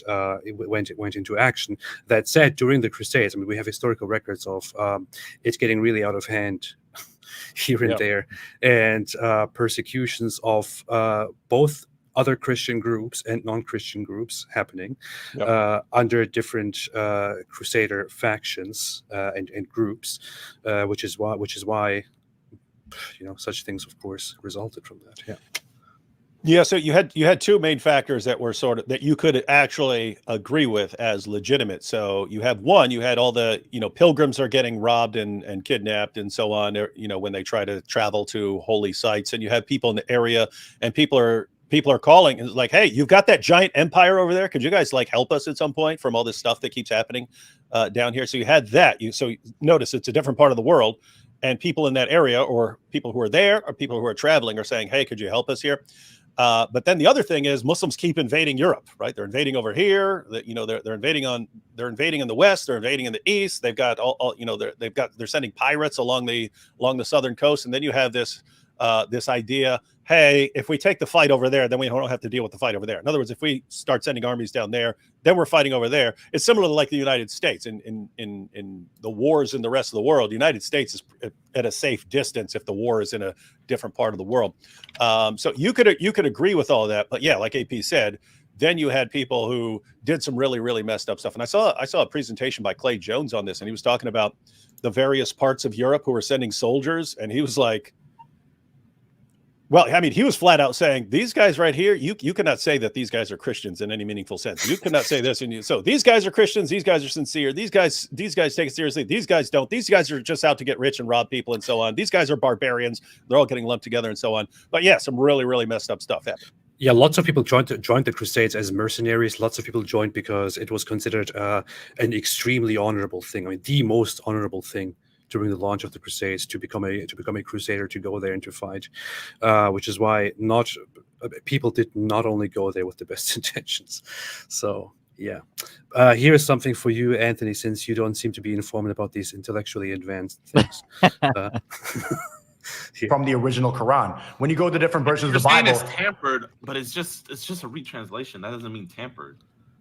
It's been translated 724 languages. Well, they did remove the Council of Nicaea from the original Bible. A lot of people haven't read those parts of the Bible. I haven't read the Council of Nicaea. Council of Nicaea. What are you? You're saying there's a book called the Council of Nicaea? Yeah. There's not no book called the Council of Nicaea. It's not a whole book, but let's see. They have books like that. They had a council. They have the Apocrypher. I have an Apocrypher. You have the Book of Enoch. You have the Book of Jubilee. You have different books, yes, but there's no book of what? There was a council called the Council of Nicaea that manipulated the original Bible. The guy is so confused. Yeah. This is, I mean, I love like the idea of technology and being able to communicate with people around the world. But this is the downside, ladies and gentlemen. Any idiot who has no clue what he's talking about can be the dumbest person in the entire world. You know what? And talk about things he has no idea about, and all his dumb followers don't know anything better, and they go, "Oh wow, is that really the book of the council?" I think the other person is Gideon, who is a streamer, and he's a Christian, and he's just so confused. I know. Notice he clearly doesn't know much either, but he's like, I don't know a lot, but this sounds really, really stupid. What are you talking about? What? Wait, what? What the heck are you talking about? I don't know that this is the explanation for sure, but I've thought on several occasions, what is the source or the origin of this idea that the Council of Nicaea had anything to do with the canon of Scripture? It comes up all the time, right? Well, here's just one possibility. I think I heard somebody else mention another that sounded somewhat plausible to me too, but when various councils met, they were deciding on some major theological issue. In the case of Nicaea, the way to properly express the relationship of Christ to the Father as a distinct person yet truly divine. But at those councils, they also dealt with some economic type issues, how the church is to be governed, practical matters, and the deliverances that they arrived at were called canons. So they're like rules. So for example, here's a rule, right? If somebody goes into another town, I'm not saying this is one of the Nicene canons, but this is a rule that is found, for example, in the Didache. If somebody goes as an itinerant preacher to another town and is put up in somebody else's house, it says things like if he stays at somebody's house because of their hospitality, he should only stay 1 day or at the most 2. If he tries to stay longer than that, he's a false prophet. And basically what they're trying to do is curb people playing off of others' hospitality. And they're saying these guys show themselves to be charlatans by this sort of thing, right? So my guess is because the Council of Nicaea has these canons or rules, there are ignoramuses who think it's talking about the canon of Scripture, the list of books that Christians accept as the rule of faith, right? The criteria by which we determine what's true and false. I don't know that for sure, but there's got to be some explanation for the dumb idea that Nicaea was the whole council was conducted on the assumption of this list of books being the criteria by which they're going to argue the matter. The text of Scripture was a given. It wasn't something up for dispute. So when cannons were first used in warfare in Europe in the Middle Ages, or when, for example, prominently during the conquest of Constantinople, the Ottomans used these huge cannons, does that mean that was a distortion of the Bible? Yeah, they were adding and taking books away. But who? So Anthony admits that the book of the canon was taken out of the Bible. Here's another part. Both fall into the ditch.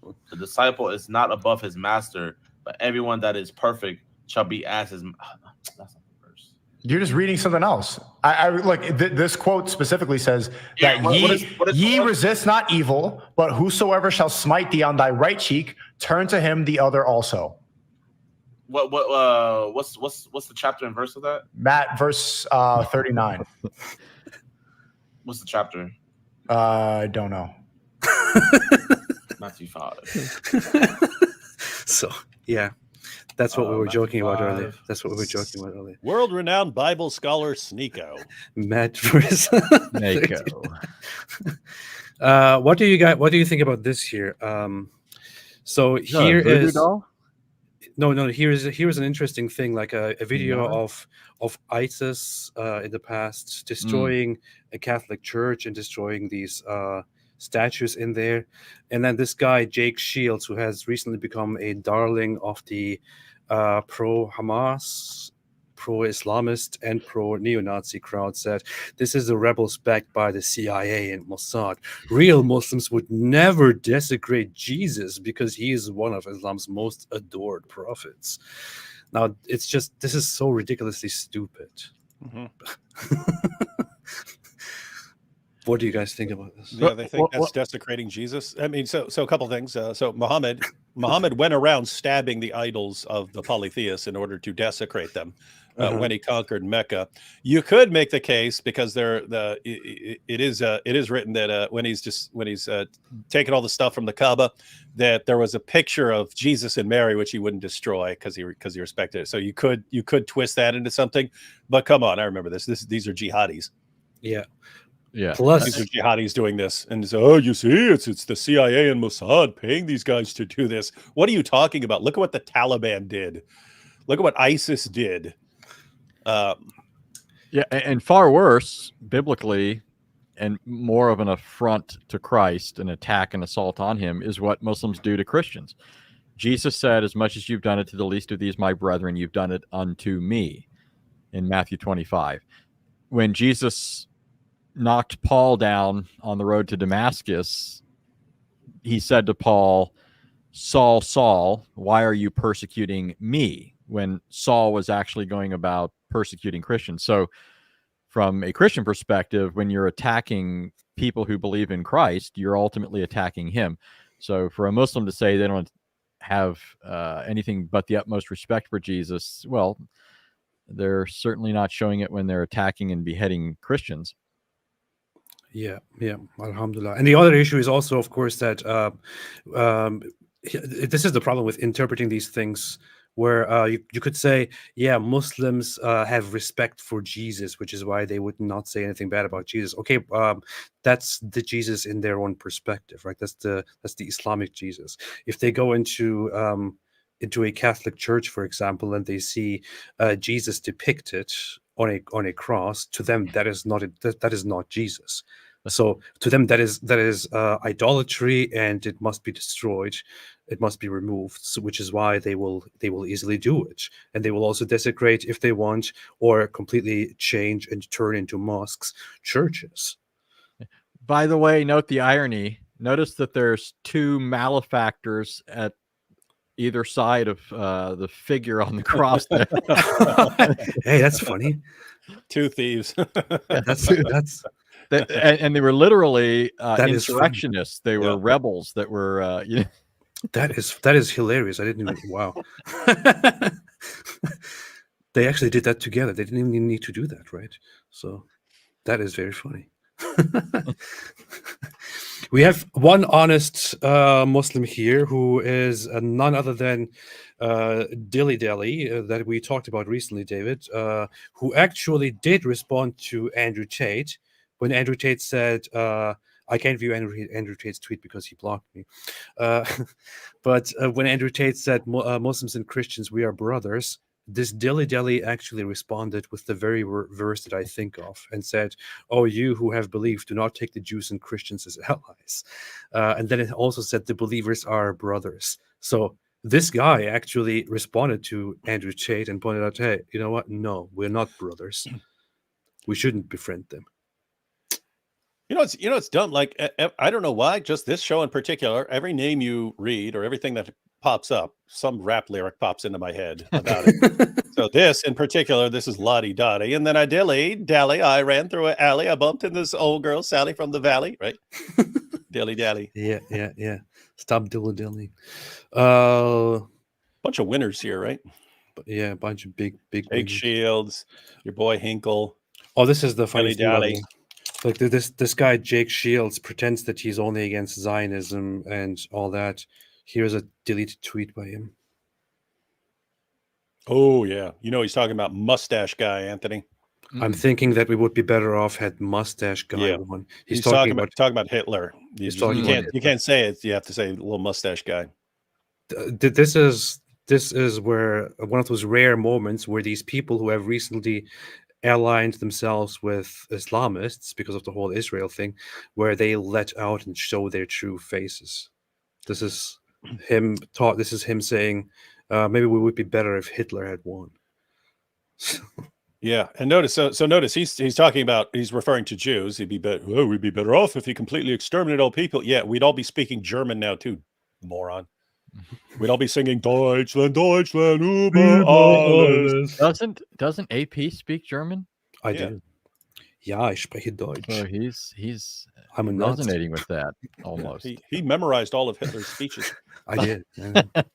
He's going to make a video of my favorite Hitler speech. This is proof that it's a divine revelation because I memorized all of it. Anyway, you should do that. You should memorize a Hitler speech and say, "This is proof. This is proof."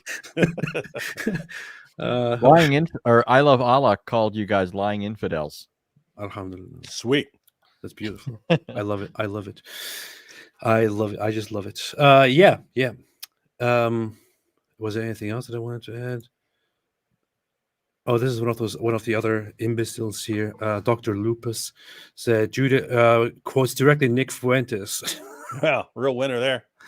Shooting for the stars there, Dr. Anastasia.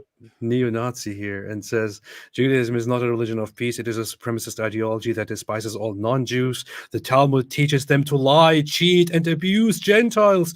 It also blasphemes Jesus and Mary. Don't be fooled by their fake victimhood. You and I and IP went through this in great detail about through all of these allegations, and also responded to Nick Fuentes. Anthony, you might not be very much aware of who Nick Fuentes is and what this guy propagates. This guy is a neo-Nazi, literally, actually. He has a large following who call themselves Groypers, who are people who infiltrate mainstream conservative circles and try to normalize Nazi ideas among them. And we had a show recently on IP's channel, David, IP, and I, where we went through all of these, memes about the Talmud, and we analyzed them and basically showed that all of it is a lie. And as we were planning that, as soon as we scheduled it, Nick Fuentes became aware of it because his followers informed him about it, and then he sent all of his followers over, which resulted in IP getting his most watched live stream ever with very high super chats. And by far the most super chats, because all of Nick Fuentes' fans who were condemning us wanted their comments to be seen, so they kept giving him piles and piles of money. And he's, thanks for the money, guys. We'll read your comment. Wow, what a stupid comment, but thank you for the money.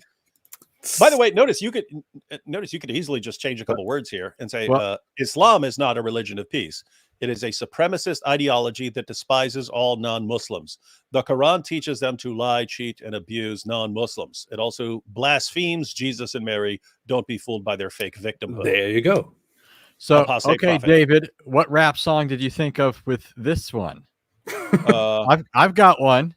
Oh, with who? Nick Fuentes or Anastasia something? Nick Fuentes. Yeah. Nick Fuentes. I'll chop my gonads off before I lost to you, Nick. You, Nick. That's from Lord Above with Eminem. He's rapping against Nick Cannon. And Mariah Carey. So he calls him his greatest challenge he's ever. been castrated by Mariah Carey, and so he says, "I'd chop my gonads off too before I lost to you, Nick." Well, I was keeping it wholesome, but Anthony just. Well, you said this is the AP channel. I'm just. Well, yeah, that's right. No, I was thinking that too. I was like, AP's like, finally. I even know the history of that. Wasn't it because like Eminem had a thing with Mariah Carey and he had a relationship with her many years ago. Then she did a song, and she had this guy in the song that looked like Eminem. She doesn't say his name, but it's obvious to him that she's taking a jab at him. So he did this very crude song in response to her. This was a long time ago. Yeah. And then Nick Cannon kept going on these podcasts like decade or two later, saying stuff about Eminem, because I think he was trying to get him to come on his show. He had that he has this show on that was, I think, struggling. So he was trying to revitalize it by getting Eminem on. Eminem wouldn't bite, so he tried to goad him by saying stuff on podcasts, and instead Eminem did a diss song back at him. Very, very nice. Very nice. You all expect me to know about these things, right? Mm-hmm. No, I was totally expecting it. You know more than I do. But, yeah. yeah. Well, that's that. But what does Muhammad Hijab say about all of this? He says homosexuality should be fine. Yeah. All right. Now let's go through some super chats. John West said, "If the trajectory continues as trajectory continues." If the trajectory continues as it is, the leather straps of the pleasure machine will constrain Mo Lester's followers from neonatal matrimony. This is just a big combination of the best memes here. This is good. Anthony is totally confused. He doesn't know that. He doesn't know the relevant lingo. Anthony doesn't know what's going on at all. He's totally confused. He's happily on the outside of some of these things. I remember when I going back to the Muhammad Hijab thing, I was thinking, gosh, I would have been okay if I had never heard these terms and never knew what they meant. I mean, there's plenty of times in life. That happened as we were doing for the next couple live streams and stuff. People were like, "Oh, I went and Googled some of the stuff he was saying, and oh my goodness." He taught me what GIMP is. I didn't know what GIMP is. I mean, I should have known that, but yeah. There's stuff like I had to do some reading on. I won't even say what it is, but I had to do reading on a particular nefarious act some people engage in. And I remember thinking afterwards, man, I wish I never even looked at because these images don't even enter my head. I don't even know how other people think to engage in them. So yeah, people like Muhammad Hijab throwing out all these terms. He knows all about it, but he knows everything, every single thing about every sexual fantasy that is out there. Or you only have to ask him. And figures. For every one Hamas, you have to kill 100 civilians. That's effectively what we're saying. If the trajectory continues as it is, then you Why does he have to yell? Because that's all his followers listen to. If that's all his followers listen to, then you have to give them what they want. I don't know why, but I just find Rabbi Shmuley's reaction here so subtle and so funny. While he's yelling, he just looks over to him like, continues as it is. If the trajectory continues as it is, then you have to kill. I every time I watch Hijab, I get the impression that it's almost like, I mean, he has these wild swings where he's calm and then it's almost like he's working himself up into a frenzy, right? Like he's arguing with himself. Because I've seen him on his own show where he's talking and then he'll say, don't get me, you know, and I'm thinking, nobody else is there. What are you talking about? There's nobody there on the show with you that you're reacting to. He does that. That's very interesting. It's very interesting. He also made a whole speech against Ben Shapiro, which I don't know. Maybe you shouldn't even look at that. But Rabbi Shmuley basically mentioned it here. He's like, he talks to Ben Shapiro, and then he starts talking about Ben Shapiro's wife and says, I am now talking to Ben Shapiro's wife. Your husband is not a man. But you are looking at a real man right now, referring to himself. This is the kind of insane, that sounds like level of Islamic apologetics here. Doesn't that sounds like Clubber Lang in Rocky 3. Yeah, he did that. Yeah, he did that. He showed up at the little press conference. He's like, yeah, and he starts calling out his wife. Come check out a real man. That was awesome. Yeah, that's funny. He's imitating. Oh, hey, AP, that's a short little like Twitter video. Show the clip of Muhammad Hijab talking to Ben Shapiro, and then the Clubber Lang from Rocky 3. That's nice. Gotta look at that. Let me show him what a real man is. This is still the funniest moment to me. This is just nothing trumps this. Look at his face. When it's Russell Brand, you don't know if they're raped. When it's Israel, we know they're raped. When it's Russell Brand, you don't know because you're friend. No, it's been reported by legitimate news sources. When it's Israel, you know they're raped. But when it's Russell Brand, you don't know. Them. When it's Russell Brand, you don't know if they're raped. There's no comparison between Russell Brand and what's happened. It's the same thing. It's a rape allegation. Why are you stuttering? He didn't say anything. He didn't stutter. Nobody's stuttering. What is happening? Here it's like he prepared all these lines that he wanted to use to insult the guy, and there's just a brief pause, and I got to say one of my lines. Why are you stuttering? The guy literally, one, he didn't say anything, so you're not stuttering if he didn't say anything. But two, the thing he said right before he paused, he didn't stutter at all in it. So yeah. On the contrary, if you listen, it is actually Muhammad Hijab himself who stutters several times leading up to this. But it's so funny. I mean, maybe it's just maybe it's an intrusive thought where he tells himself not to stutter, and then he accidentally says it out loud. And like, oh no, I shouldn't have said that. When it's Russell Brand, you don't know if There's no comparison between Russell Brand and what's happened. It's the same thing. It's a rape allegation. Why are you stuttering? I'm not stuttering. You are stuttering. You don't have anything You're to contesting say. every single. This guy, it's a whole comedy show on its own. It's very, very good. Yeah. That's the champion of Dawah. Alhamdulillah. Nate said, I know this is unrelated, but when I heard about the Jews going into sewer tunnels, it reminded me of Sahih al-Bukhari 3305. Sahih Bukhari 3305. What is that? Now, what is that? The Prophet said, a group of Israelites were lost. Nobody knows what they did, but I do not see them except that they were cursed and changed into rats. Yeah, there it is. This is Islam. Let me put it on the screen here. So a group of Israelites were lost. Nobody knows what they did, but I do not see them except that they were cursed and changed into rats. For if you put the milk of a she-camel in front of a rat, it will not drink it. But if the milk of a sheep is put in front of it, it will drink it. This is, you see, Muhammad started science. Yeah. He advocated a scientific experiment to see if Jews had been transformed into rats. This is Muhammad's very amazing scientific analysis here. It's the proof. Well. What are you going to say? And there's also, of course, another incident of where some jinns are snakes. So snakes can very often be jinns, and some of them may be Muslims because a lot of jinns in Medina converted to Islam at some point, which is why when Muslims see a snake, they should tell the snake to go away in the name of Allah. If the snake comes back 3 times, then they know that this is indeed not a Muslim snake. Then they are supposed to kill it.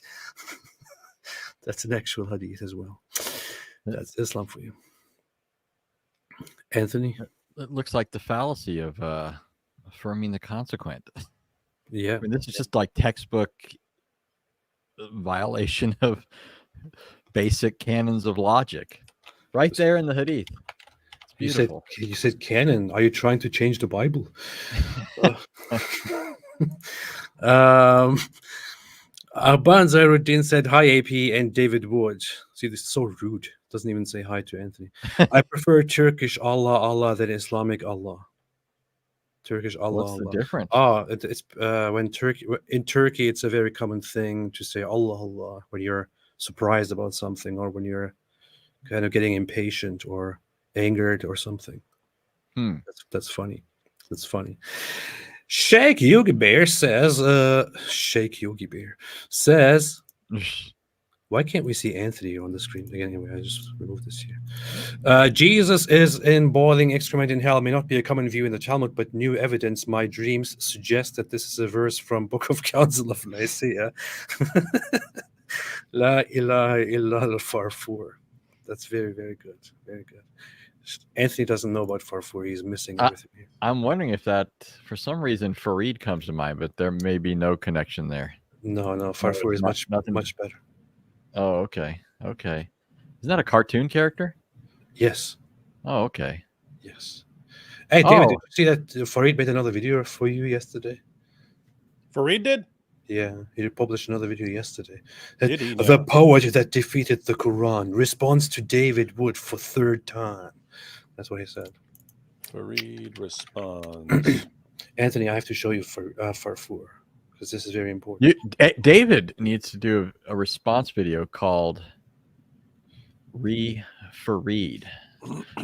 Refereed. That's good. The poet that defeated the Quran. Which one's he talking about? Another? I don't know. I have no idea.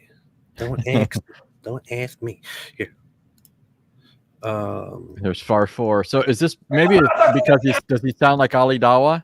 He sounds exactly like Ali Dawah. Okay. And there's a conspiracy theory that Ali Dawah actually voiced this thing. Okay. This is the Hamas version of Mickey Mouse.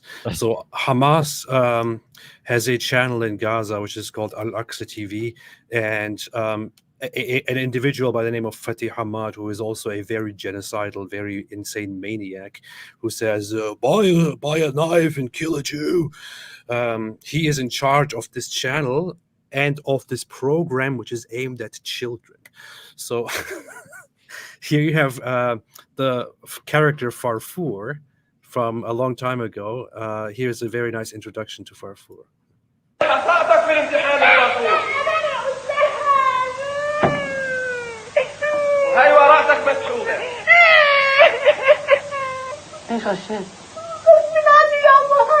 Hey, that looks like Ali Dawah's computer with that girly casing that he has on it. Yeah, look what he says. Look what he says, Anthony. Look, he didn't do his homework. Now he's asked why he didn't do his homework, and here's his response. Or why he cheated. Look.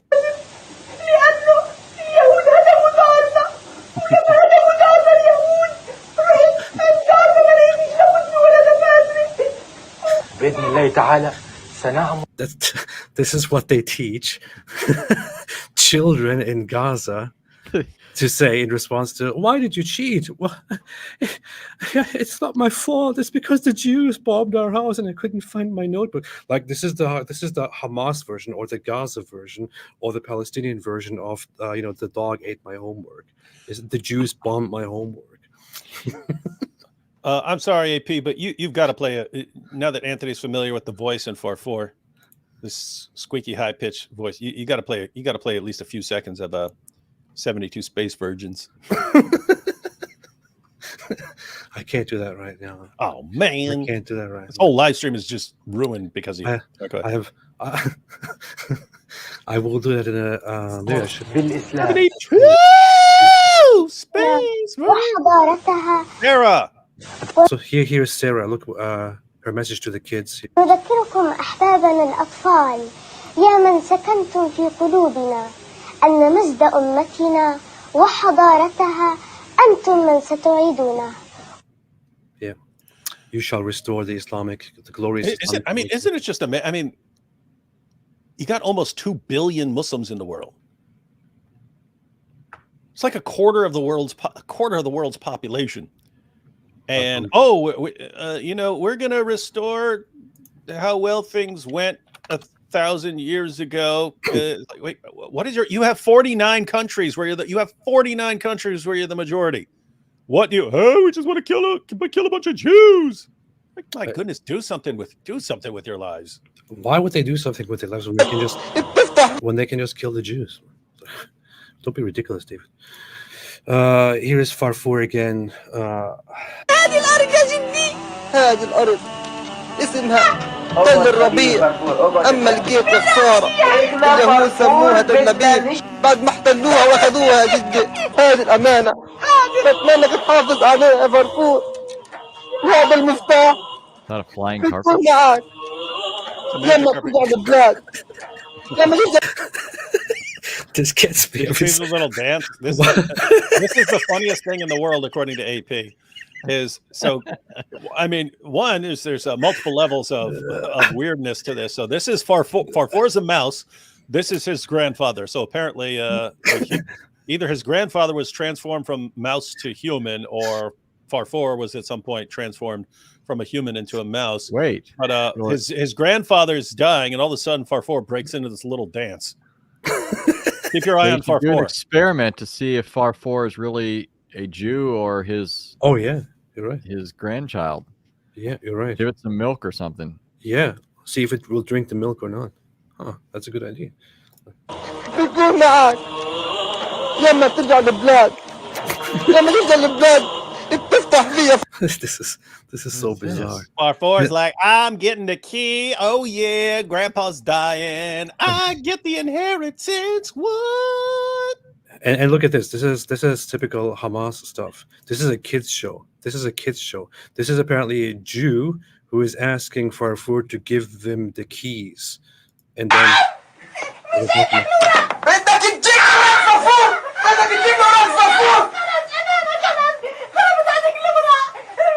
بدك تجيبه يا ولد، بدك تجيبه فرفور. مش جايبه لناس مجرمين، لناس قتال، لناس إرهابية.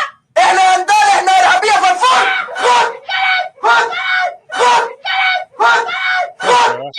Notice she's not really. She looks like she's sort of enjoying it. Yeah. She's supposed to be on Farfour's side. لقد فقدنا أعز صديق لنا. Oh, poor Farfour. فرفور.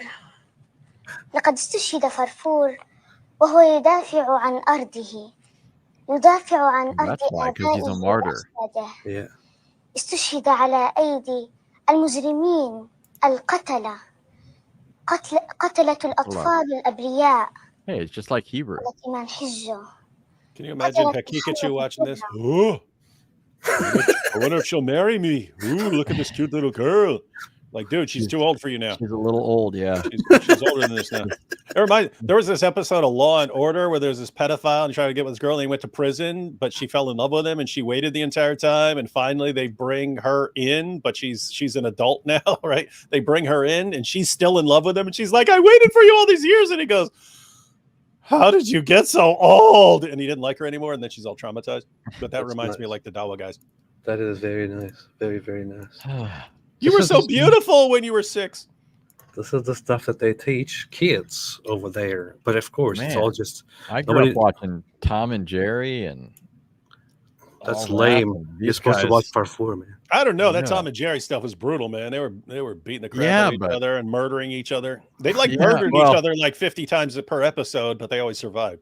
Yeah, they always survived. None of them were actually martyred, and they certainly weren't filling you full of just a heap load of ideology. I mean, that's pretty thick. Yeah. A few months, dozens of Israelis were murdered in those terror attacks. About half of the terrorists are under the age of 18. This incitement fuels terror and prevents peace. Oh, so you were making the connection there between them teaching kids and then all these terrorist attacks are happening because kids are running out and do it. Yeah, but look at this video here. This is Anthony. Look at this video. This is I guess the parents proudly filmed their little child because the little child this is the grandmother of Hakikachu's next wife. Yeah, but you know how we will film our kids saying some very nice things and we'll be like, oh, that's so good job, but this is the Palestinian version of that.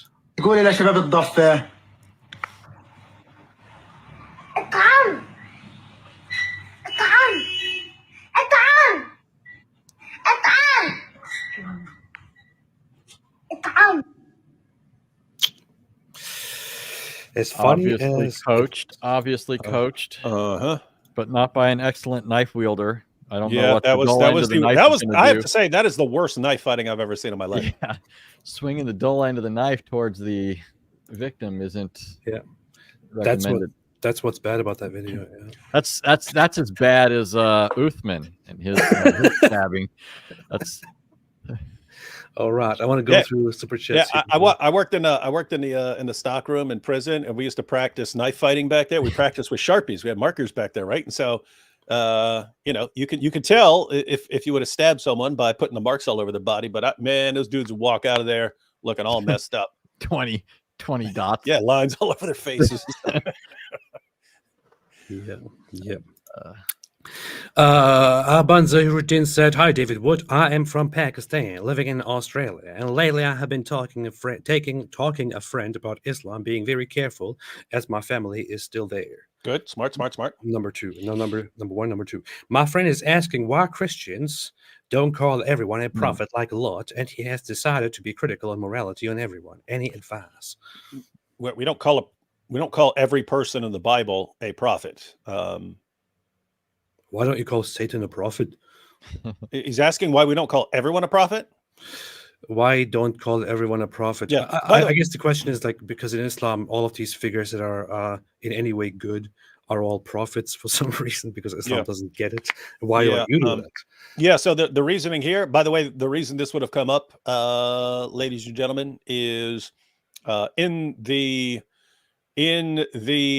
Genesis, it said that so Lot takes off with his family because God is destroying Sodom and Gomorrah, and Lot goes and hides with his daughters in a cave, and they apparently think that God just destroyed the world. That's what it seems like they think, that God has destroyed the entire world. And so it's Lot and his two daughters. And his two daughters reason why we basically have to start humanity again. We're hiding in this cave, so we need to have kids, and our dad is not going to do that with us, and so we're going to get him drunk. And we're going to get him drunk, and then so we can get pregnant by him, because we need to start up humanity again. And the interesting part is these become the Moabites and the Ammonites. Is that right, Anthony? Moabites and the Ammonites, who are the enemies of the Jews. So the idea is like, hey, you enemies of the Jews who are constantly fighting us, you're actually the incestuous offspring. We're a little bit connected, but you're the incestuous offspring here. Muslims look at this and go, "Oh, how can you say that a prophet did this?" It's like, and our response is, "What are you talking about? Lot's Abraham's nephew. That's what he is in the Bible. What are you talking about? We don't know what you're talking about." No, he's a prophet. He's a prophet. Okay, he's a prophet in Islam. You deal with that. By the way, what's interesting here is they never make the connection. You have in the Quran when the angels. So this is in Genesis and it's in the Quran. When the angels show up to warn Lot, and the townspeople say, "Oh, we're gonna do something to those guys," in both the Bible and the Quran, Lot says, "Hey, take my daughters instead," because the view of hospitality was so high. The view of hospitality was so high that and there are certain areas that are still like this. That's like, you will fight to the death to protect someone who comes under your roof. And so Lot's like, "Hey, take my daughters instead." Now it's speculated by people that, since Lot and his family are known, they're not actually going to do. They understand they're not actually going to do this. But that story's in the Quran as well. And why don't Muslims complain about that? If they're saying, "Hey, Lot is messed up in the Bible," well, I mean, in the Quran, he also says, "Hey, take my daughters."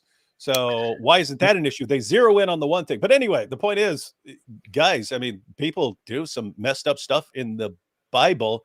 The Bible is not affirming this stuff as good. You have the Muslim. So notice the Muslim mindset. The Muslim mindset is true prophets aren't going to do anything bad. Therefore, Lot is a prophet according to the Quran, and therefore he can't do anything really bad. But the Bible's saying he did something really messed up and bad with, the incest thing when he was drunk. But they don't regard the other thing as bad. But notice what in the world does that have to do with anything? He's not a prophet, and he did all sorts of messed up stuff. We don't look at Lot and say, "Hey, man, Lot is our pattern of conduct." What's amazing is Muslims will do this to everyone else. They'll say, "No, King David couldn't have, had his friend killed to cover up his adultery. That would be immoral. And so they sort of like sugarcoat all. Keep in mind, guys, Christians don't believe that prophets are these infallible figures, or that they can't do messed up stuff, or that God's protecting them from ever doing anything bad or something like that. That's not a Jewish or Christian belief. That's, in fact, that's not even the original Muslim belief. That became a Muslim belief later on, at about a century and a half after the time of Muhammad. But then they apply this to us. We don't have that view, but notice they'll take their theology, which isn't even Quranic, it comes later. Then they'll apply that to the Quran, and they'll apply it to the Bible. And then they'll say, so the prophets couldn't have done any of these things. And okay, so you're going to just like completely whitewash all the prophets and non-prophets like Lot and say they never did any of these things. But then you look at Muhammad and wait, this guy's taking the wife of his own adopted son and banging a 9-year-old girl and telling his followers Muslims are only allowed to have 4 wives, and then he gets more, and torturing a guy for money and all this stuff he's doing. And it's like really messed up. And it's like, guys, the more you whitewash other prophets and say they couldn't have done anything bad, the worse Muhammad looks by comparison. So the reason his friend is asking, well, why don't you call Lot a prophet? He's not a prophet in the Bible. He's never called a prophet. You can't just say, this guy's in the Bible, therefore he's a prophet. Yep. Yeah. Two other things real quick. One is Muslims often assume that if it's reported, then it's being endorsed. That's just false. Yeah. And you've already in a way brought out another way the Bible may condemn something besides just saying this is wrong, which is in the Torah, Israel is being portrayed as God's nation, not to the exclusion of others in the sense that God doesn't intend the salvation of others, but the whole point is he's working with this nation. It's going to be through them that he brings salvation to the world. But they have enemies along the way, including the Ammonites and the Moabites. And so the history describes their origin, which is not good. And so it's a way of backhandedly referring to these people that are at, loggerheads with Israel. And so in that way, it does condemn the incestuous relations. There's these people that are at war with God's people, and they're the product of this kind of relationship. So there's that. But then secondly, you mentioned that the prophets in the Bible are sometimes engaged in sinful deeds. But one major difference between the Bible and its account of some of these prophets, typically those who hold the office of a prophet end up looking a lot better than others who are not office holders, right? So like Isaiah, Jeremiah, Ezekiel, Daniel, all of these figures end up looking a whole lot better than other figures like David, who's not technically a prophet. He functioned as a prophet. He could give prophecy, but he wasn't holding the office of a prophet. He was a king. But anyways, the major, I think, point of difference that's worth bringing out is in the Bible, when these people sin, they're upbraided for it and serious consequences follow. But in the case of Muhammad, Allah comes along as their cosigner. Allah can't, stop from falling all over himself trying to praise Muhammad for the stupid things that he does and the immoral things that he does. There are times in the Quran where Muhammad seems shy about doing something that we would think of as evil, but Allah often rushes to say, I'm not shy, right, about this matter. You should be doing this. So who is it that encouraged Muhammad to take the wife of his adopted son if it wasn't Allah? Muhammad seemed to have a little bit of reticence. Of course, he didn't. Allah's just his sock puppet. But the point is, frequently, Muhammad wants to engage in some sinful action, and it's Allah who comes along and gives the major push to do this. Right? Allah is constantly approving of what Muhammad does. You don't get that in the Bible. When David had relations with Bathsheba, who was married, and then positioned Uriah to be killed, her husband, God tells David, the sword's never going to leave your house because of this. And so read the history of David. 4 of his sons die prematurely. His many wives that he was already forbidden in the law not to have. He wasn't supposed to have many wives, but good things don't happen after David does this. Look at this. You ready to go to Mars? Make sure your leather straps are strapped tight. Apparently, I can't even tell what Ali Da was saying there. Saying we're proud of that. Oh, this was a song here. We're in for a hell of a flight. Check out the lyrics. The lyrics are dope. Mr. Mars taking us so far. Hey, that's kind of accurate if in a twisted way. You're ruining the song, Anthony. Oh, I didn't know it was a song. Was it? Gosh, it didn't sound like one. That's a. But they've got this rat or mouse flying into space. We know that can't be a Muslim. Muslims, what have they done, right? So it has to have been a Jew. That mouse Farfour really is a Jew. It is. It is. Who else could be responsible for making a rocket? And those guys are they're trying to hijack it because they couldn't have made a rocket. Yeah. 22 Mars and Horns. Look at the Mars kids. God makes it rain. It's a genie code in the Mars business series. Get ready, kids. The president of the seventh level. Oh, Seven Heavens. What is that? Giant Look flunky? at the Are we there yet? Are we there yet? No, kiddies, don't act so soft. Remember what you died for. 72 space virgin, 72 I love the completely unbearable shrill voice. Did you guys ever see the It Real House? sounds exactly like Farfour. Did you guys ever see the Real Housewives of ISIS?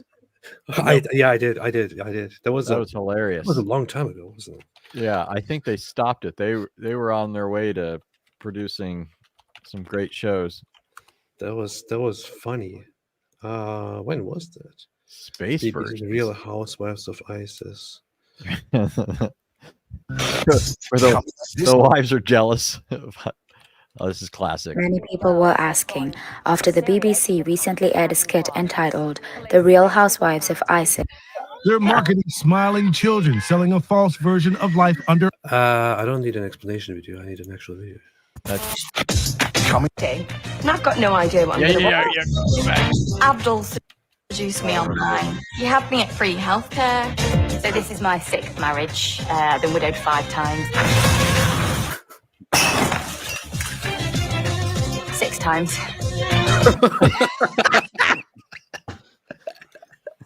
Now watch when these ladies are put out by their husbands both getting them the same attire. So glad I've moved over here. It's everything those guys on the chat rooms told me it would be, and it's full of so many wonderful surprises. Didn't have to do this at Birmingham. Are you ready, girls? Yeah, hang on, I'm recording it for Instagram. Ta-da! What do you think? Oh, man, surprised me with it yesterday. Hashtag Birmingham, hashtag Jihadi Jane, hashtag death to the West ISIS emojis. No, wait, watch, keep going. Oh, babes, I love it. You look gorgeous. She looked massive. You're gonna need a lot of Semtex to kill that one. Oh, guys. Hey, ladies, what do you think of this? What a complete... She knew I had that jacket. Copy this. Check it. Oh my god, it was so cringe. Hashtag matchy. It's funny because they've all got British accents because they're British. Yeah. Times like this, I wish I'd never moved out here. Coming up next week. Come on, stop talking about his 40 virgins. Why can't it be happy with me? Ali bought me a new chain, which is 8 foot long. So I can almost get outside, which is great.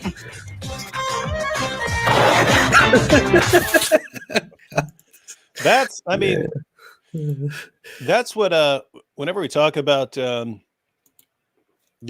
how to deal with Islam, and people always assume, you're talking about killing everyone, and I'm of the opinion that if people stopped goofing around and just made fun of it like that just regularly, to where it became perfectly acceptable for every TV station to just completely mock this nonsense, that's all you need to do. The live stream might be playing ads as of now, which I didn't intend, but it just happened because I played that video, which included music. Yeah. Anyway. Yeah, Curious Cat said Adam being a Muslim doesn't make sense. It makes sense. You're just being an Islamophobe. The Heavy Heart Show said, could the passage of the woman at the well be used for Rome too? I don't know what that means. You mean the John passage? Oh, where God is to be worshipped? I mean, I don't think Rome claims. I mean, I'm only guessing what they mean. But we don't know what you're talking about, Heavy Heart Show. Or we are just pretending that we don't know. And that may make your heart even heavier, but that's life. Alhamdulillah. Sid Dave said, please ask Christians in Egypt, Middle East, and how Christian-Muslim unity looks like. When Muslims are majority, they rule. No space for others. What are you talking about? All the Christians in Pakistan who are living in fear, they have it completely. No, it's paradise, man. It's an Islamic paradise. Especially the Coptic Christians in Egypt, for example, like they are like fantastic life. Like they can go outside, they can breathe, they can eat food. Yeah, and so that's kind of two things. Whenever Andrew Tate or Ali Daw or any of these guys are saying, "Oh, Christians and Muslims we're all on the same side against the Jews," we've already mentioned one thing that you should bring up. One thing you should instantly say. You should bring up the passage 551 and say, "Hey, 551 says you just became a Christian by arguing for that," or are using the loophole in 328 saying that you can do it if you're trying to trick us. So bring that up. But then the second thing you should bring up is what AP just said. Okay, why don't you work that out in the Muslim world where you have Christian minorities, Hindu minorities, and so on? Why don't you go fix that? If you really want to be friends and allies, go show us. Go fix that. Then come back and talk to us. Until then, shut up. I didn't say that. Sid Dave said that. You said that. Stop you said Pakistan. He said Egypt. You said Pakistan. He said Egypt, Middle East. You said Pakistan. So you did say it, liar. Well, it was implied, so it wasn't me. Stop crediting me for everything. Muhammad Hijab is a joke, said Jeremy. Farfour said Anthony doesn't know about me. This is genocide. Chloe said, show Anthony hide like a rat and a Farfour song. I showed 72 versions, 72 space versions. Sorry, excuse me. 72 space versions. 72. Chloe, those videos are very, very nice. You have some good stuff there, especially with them. I think, wasn't that your idea, David? Because she was typing all those, she was making those super shekels with the poetry, and you said that she should sing and record it or something like that. And then she started creating those bizarre videos. Yeah. Lou Cecil said, this man is being more slippery than the village boys that choose the same goat.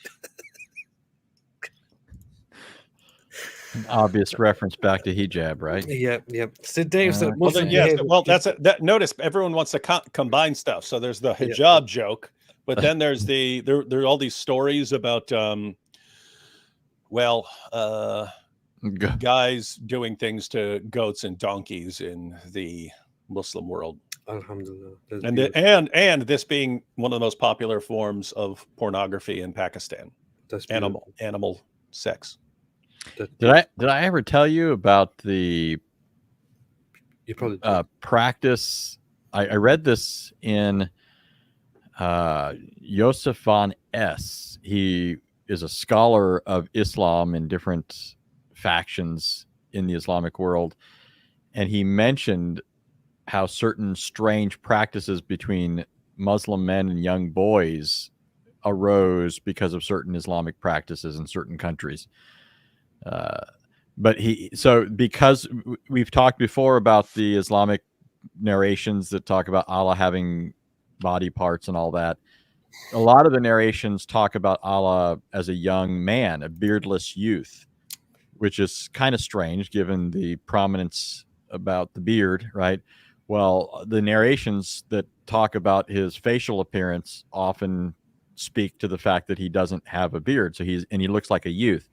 And so the Quran commands Muslims to think about Allah, according to the Hadith, they have to be able to recognize Allah on the final day, which would mean involved in their remembrance of Allah. They're thinking about talking Allah. about this?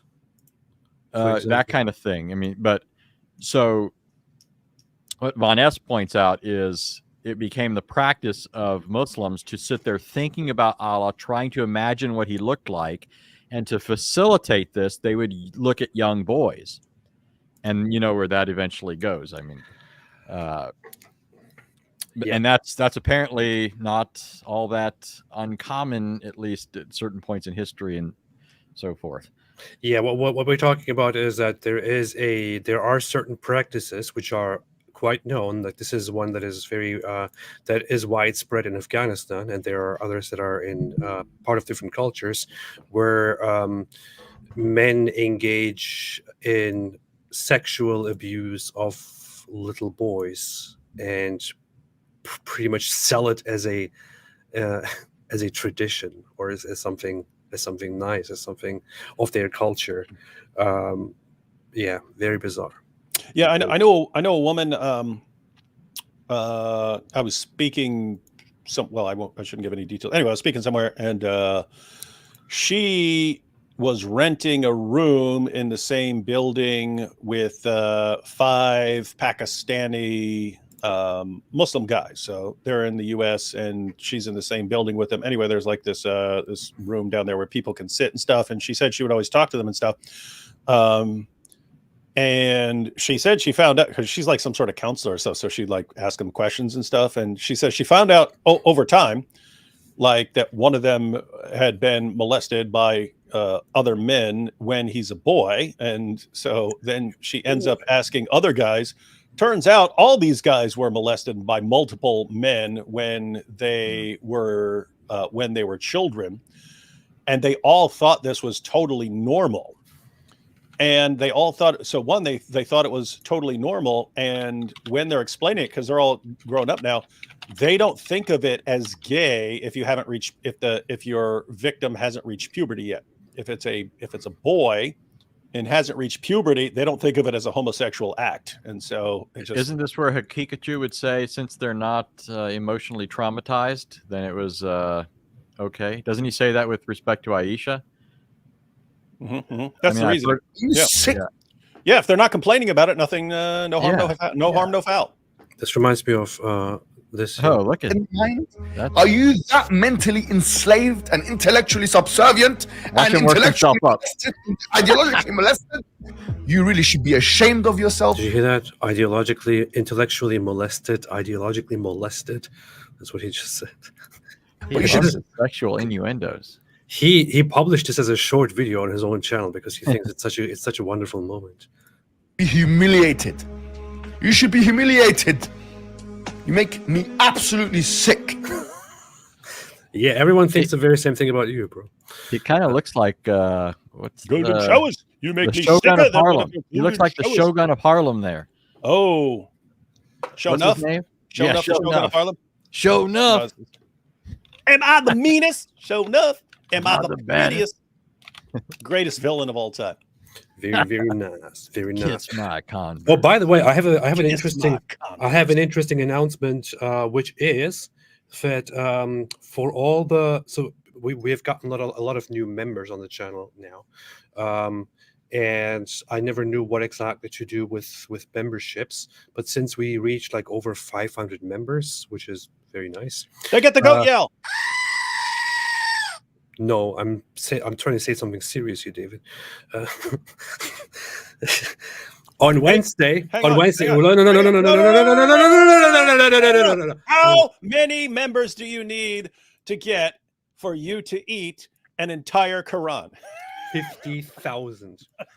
All right, go ahead. We just wanted that number in mind. All right. On Wednesday, I and my wife, we planned something interesting, something fun, which is why on Wednesday at 10 a.m.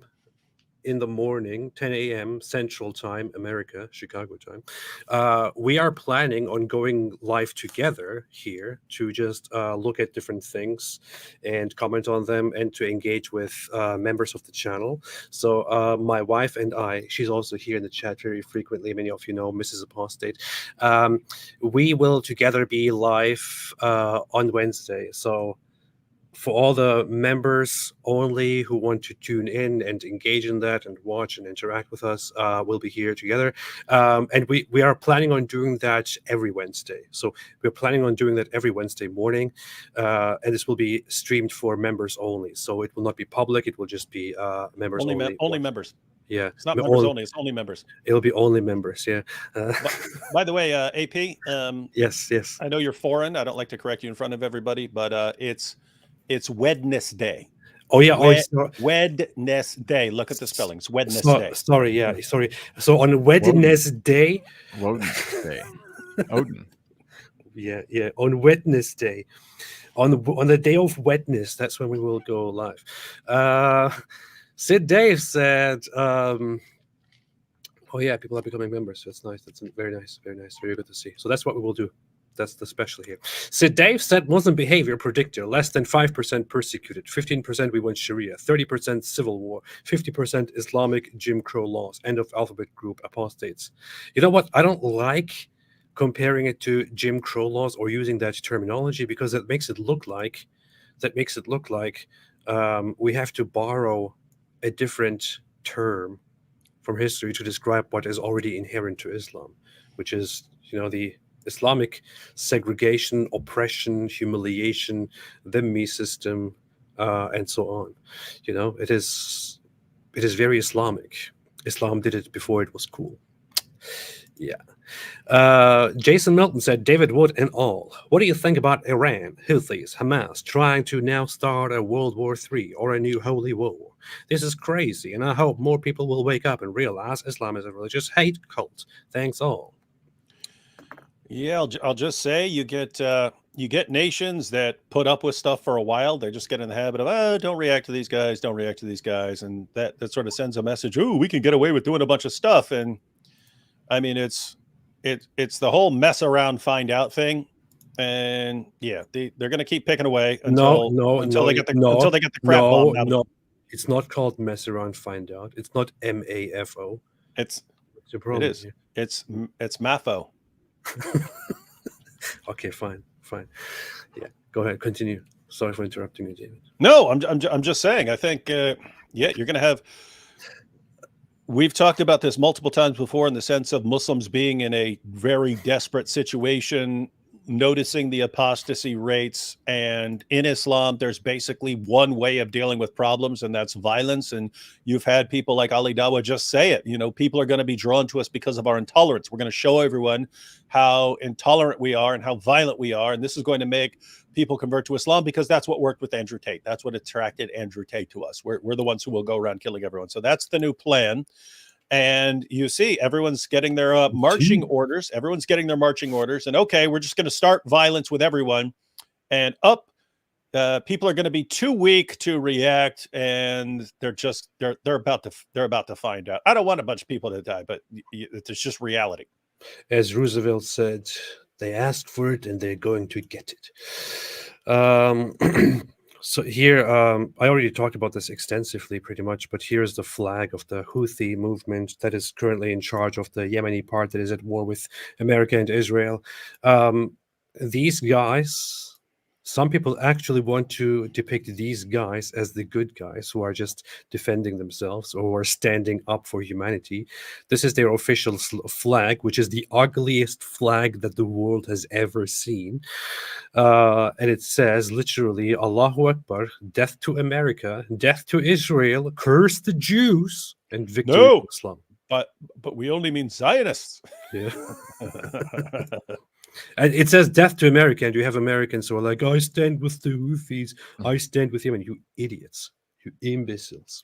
Yeah, there was that. I saw a tweet, and it was like, real American patriots stand with the Houthis. Real American patriots stand with the guys who are screaming death to America. Yeah. Genius. That was Jackson Hinkle. the idiot. Yeah, that guy's got a big IQ. Nickel Sarkis said, AP, I got a question. We need you to play an Andrew Tate character with a ball cap and suit. How is that a question? AP, I got a question. 2 + 2 = 4. There. I have a question. You suck. No. I'm always. Did you ever put on a bald cap when you played Andrew Tate? Yeah. Is that how does it even work? I need to try that sometime. Yeah. Well, I had mine professionally applied. I actually hired a professional makeup artist to do that, and it takes a while. That was like, I don't remember how long, but I would say at least 90 minutes to 2 hours to get it really, really good. You can do it. You could do it in ghetto fashion, just slide one on and stuff like that. But mine actually looked like I was like, everyone who saw it actually thought I shaved my head. They're like, David, wow, you're so dedicated to your role. No, I just. Look what David is saying. He's like, I'm special. I put on this very special thing, but I'm special. You can put on some cheap version. So special. I went all out. I'm not a loser. Joshua Wooden said, so it's good now to judge a whole group by a small minority, except Islam. An Islamic standard only listen to men with beards. You three are approved. Yeah. We've all got beards. That's why we grow them. It's probably a little bit weak compared to ours. But yeah. Well, I just trimmed it, but yeah, it was starting to look like Anthony's. Yeah, I would say in terms of the strength of our beards, I am number 1, Anthony is number 2. And then Come on. Yeah. Anthony's even got the cool gray growing in his. Trying to get it back. I cut it for my daughter's wedding, and so now it's coming back. We don't need the entire history of your beard, Anthony. I didn't give you the entire thing. I gave you the 2-second version. You want the... Now you're begging me to give you the rest. So then when I was 22, I decided to go with a goatee for a little while. And then... Anthony, I have a question. Your beard is very cool. Al said, Apostate Prophet, he called you a ghetto loser. Yes, you see. She didn't miss it. Who did? You called me a ghetto loser. Oh, did I? Yeah. Joshua Wooden said, Anthony Rogers is a genius. David is super smart, and atheistic standards, AP is pretty good by a random chemical reaction, but Anthony wins biggest, highest IQ. He's a genius. Wow. See? Joshua is the man. That's a genuine compliment there. You can spot your IQ. Yeah, see all these books behind me? You think I've read any of these books? No, they're for show. Look at all the books behind Anthony. He's read those. I've been there. I ask him about books, and I'll pull a book out, and he'll tell me everything that's in the book. Interesting stuff. So, and look at my background. I don't need books because it's all in my head. The Hebrew Cafe said, my first super chat ever. It's called Super Shekels. Super Shekels. May it be received as proper jizya from this Israeli. See, it's actual shekels here. Your live chat is insane, by the way. I know. It's pretty crazy. I'm Israel Chai. I'm Israel Chai. Yeah. The people or nation of Israel lives. Thank you for clarifying that. That's good, because I always pretend that I can't read Hebrew so that it doesn't come out that I'm actually a secret Jew working for the Mossad. So I forgot to pretend. Yeah, thank you for jumping in and doing that. Yeah, you're ruining everything, Anthony. Now people are on to us. Thank you, Hebrew Cafe. Always nice to see you here. Nice to have you here. Puzzle Clue Pack said Middle Eastern and Western Islamic communities have faced challenges such as lower average IQ scores, learning difficulties, and genetic health concerns, which can be attributed to a history of generational inbreeding. I would say, while there might be some truth to that, since when you look at a map and you look at births from cousin marriages, you will see that the Islamic world is predominantly, is really dominating those statistics there. For Pakistan, for example, 50% born of cousin marriages. I would say, to me personally, I think it's much more about the culture that is impacted by Islam, which is a religion that doesn't value knowledge, doesn't contain knowledge, and which is just about death. As Muhammad Hijab says, we love death. We love death. You hate death. We love death. Yeah.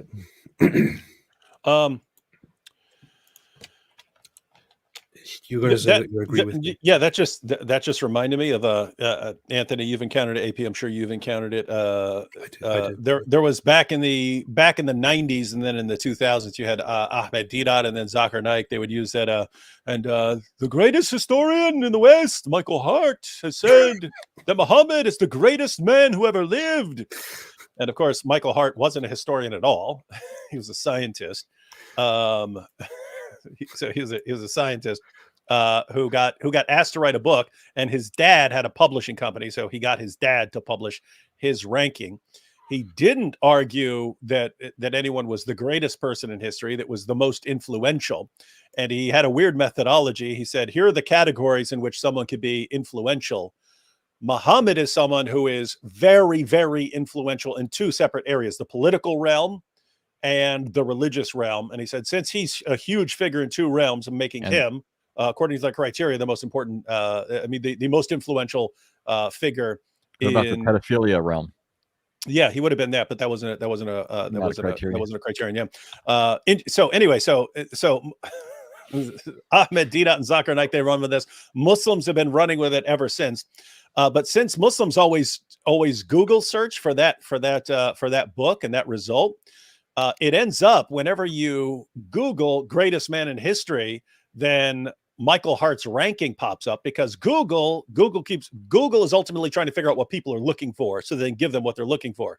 And generally, the people who are looking up greatest men in history are Muslims trying to find that stuff, and so it puts it up there.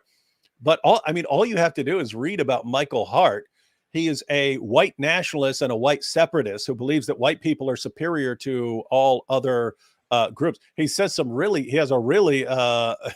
he's nastier towards Islam than no I wonder am. You put Muhammad in there. Muhammad is the whitest of the white, isn't he? Yeah.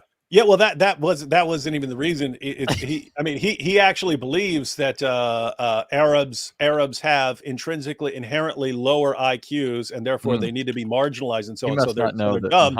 It's just Muhammad had a big influence on them, and therefore he's the most influential. So Muhammad influenced a bunch of racially, guys, keep in mind, for anyone who's watching and doesn't understand what we're saying, I'm not saying this. That's Michael Hart. That people that Ahmed Deedat and Zakir Naik, this great historian, this brilliant mind, he figured this out. The guy's a white nationalist who believes that Arabs are morons, but Muhammad had such a big influence on them that he changed the course of history in a way bigger than anyone else. And that's his actual view. Where in the name of common sense are you getting, therefore Muhammad must be a true prophet? Beautiful, powerful stuff. Yeah. Is my name okay now, David Wood? Said Uthman's fake blood. Switch it. Yeah, Anthony used to, Uthman here used to be called Uthman's tomato ketchup. And I said, it wasn't, let's be fair, it wasn't ketchup, it was fake blood. Okay. So yes, that's better. That's good. Puzzle Clue Pax said, what do you think about the amazing discovery of the teenager Jewish Ninja Turtles under NYC City? Oh, yeah. NYC City? Teenager Jewish Ninja. New York City. New York City. Right. Turn into turtles? I'll turn them into turtles? This goes to, I don't know if you guys people are comparing them to the Mutant Ninja Turtles because they were hiding underground. Did you see that whole story about a certain Haredi Jewish community digging a tunnel under their community to expand and connect to the temple or something like that? That story came out there, and on social media, it was of course picked up by insane people and conspiracy theorists and turned into something completely insanely unrelated. Since there were videos of those Haredi Jews, of a Haredi Jew actually getting out of that tunnel, the neo-Nazis and other conspiracy theorists and Islamists turned that completely unrelated, innocent story into, you see, the Jews are exposed trying to build major tunnels and take over America and create an underground child abuse and sex cult and stuff like that. It is really absolutely insane. It just shows the levels of insanity that these people will go when anything about Jews appears. So that's that. That's what that is about. But of course you don't know because, yeah. You don't know. Chloe said, "Do you remember David Wood? The comment I left you basically exactly what you just quoted. When you called Muslims our Muslim friends, I questioned that." Not sure what you're talking about here, but I have Muslim friends. Do you remember, David Wood? The comment I left you basically exactly what you just quoted. When you called Muslims our Muslim friends, I questioned that. Okay. Well, David is being rude, of course, about this. No, that is not a command to me. That's not a command to me. I can have all the Muslim friends in the world. Whether they can reconcile that with their belief, that's on them. Yeah, Chloe asked a simple question, and of course, David is being completely rude. It's interesting because you have the translations like Pickthall and so on that will translate it as friend. So the term is awliya. The term is awliya, which if you look in the Halali Khan, I think it gives like a bunch of possible meanings. It can be allies, protectors, and so on, but also friends. It's all part of the meaning. And so when it's translated friends, we say, hey, you're not allowed to take Jews and Christians as friends. That's messed up. The response is, no, it means protectors. That's the most common response I get. It means protectors. And so the response there is, wait a minute, protectors like what? Police officers, military, paramedics, doctors. What are you saying? That you as a Muslim cannot tolerate, your end goal is to not have Jews or Christians as police officers, paramedics, any of that stuff, because those would be your like protectors. Pretty disturbing view. In other words, hey, the friends thing was bad, but I don't think you're fixing things by saying that it's protectors. Yeah, just call it bros. Sid Dave said, I told a Muslim that Abraham never went to Mecca, and he said, then who built the Kaaba there if Abraham never went? There you go. How do you know that Washington crossed the Delaware? Because otherwise, how did he get to the other side? Yeah. Well, Abraham definitely did go to Mecca, and he definitely did build it because that's what the Quran tells us. So don't question anything else. That is funny, though, isn't it? Don't be an Islamophobe. That's classic circular logic. Yeah. So Dave said pre-Islamic paganism was much closer to Islam than Judaism, Christianity. They had the same festivals like Ramadan, rituals like Hajj. Jewish, Christian myths are simply used to validate these pagan practices. Yeah, the practices are pagan. The practices are pagan. The beliefs are sort of pieced together from a bunch of stuff. Yeah, it's because Muhammad loved Jewish and Christian beliefs and culture. He really admired Jews and Christians, and he really wanted to be like them while also preserving his pagan roots. But of course, when he preached to them and they were like, what are you talking about? Who are you? Then he was like, how dare you? I hate you now. So that's basically the history of Islam. Yeah. You look like you wanted to say something, Anthony. This just reminds me of Muhammad was always one step behind the Jews, and Allah was always two steps behind them. Because what you see in the sources is the Jews appear, I am just envisioning what they're doing behind the scenes. They're laughing at what Muhammad's doing. And then eventually they tell him what a goofball he is, right?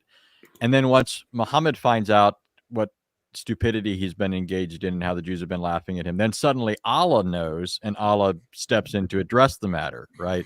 So, for example, when it comes to swearing, Muhammad would swear by something or someone other than Allah. And eventually, in one of the little tussles between a Muslim and a Jew, the Jew says, you guys are guilty of shirk. And Muhammad's like, what are you talking about? And they tell him, you're swearing by something other than Allah. So suddenly Muhammad's now informed. Once Muhammad's informed, now Allah's informed. And so Allah tells Muhammad to no longer swear by other things. Now, too late for Allah, because he's already done it in the Quran. You can't change the Quran now. I mean, you could, in some cases, abrogate things, but it's one thing to abrogate a bad practice. It's another thing to just abrogate that Allah did this. I mean, so that gets messy, right? So that remained in the Quran. But that sort of thing happens in case after case in Islamic teaching and practice. There's other instances where Muhammad is laughed at by the Jews, probably for a good while before they let him in on the joke. And then he's apprised of the matter, and then Allah finally has to do something. So Allah's always 2 steps behind the Jews. That's perfect. That's wonderful. And this means that Islam is true, of course. Right. Sid Day, sorry. Sid Dave said, if Jesus was an Islamic prophet who never died, then who, according to them, is the person nailed to the cross Christians believe in? I would like to know. Well, Allah only made it appear as if they killed him. So, yeah. And that's an interesting thing. If you ask them who was the person who actually got nailed to the cross, you get all kinds of different answers if you go through the Muslim sources. In other words, you can go to 10 different Muslim commentaries and get 10 different answers as to who was crucified. And the main divisions are the volunteer category and the punishment category. So in some of the sources, Jesus asked for a volunteer, and then so you'll have different categories of who volunteered and said, yeah, I'll be crucified in your place, Jesus. So Jesus guarantees paradise. Hey, guy, go get crucified in my place. I'll guarantee you paradise. And I'll do that, right? So you have the volunteer versions, and then you have the punishment versions where this is where Judas is one Judas example. is the most prominent. Then you have the examples of like one of the Roman soldiers who came to get Jesus. Allah took him and disguised him and made him get. And what the real takeaway from all that is they're just making this up. Because the Quran doesn't say any of that. It just says it was made to appear to them as if they had crucified and killed Jesus. It doesn't say any of the rest of the stuff. But that became the dominant interpretation of that.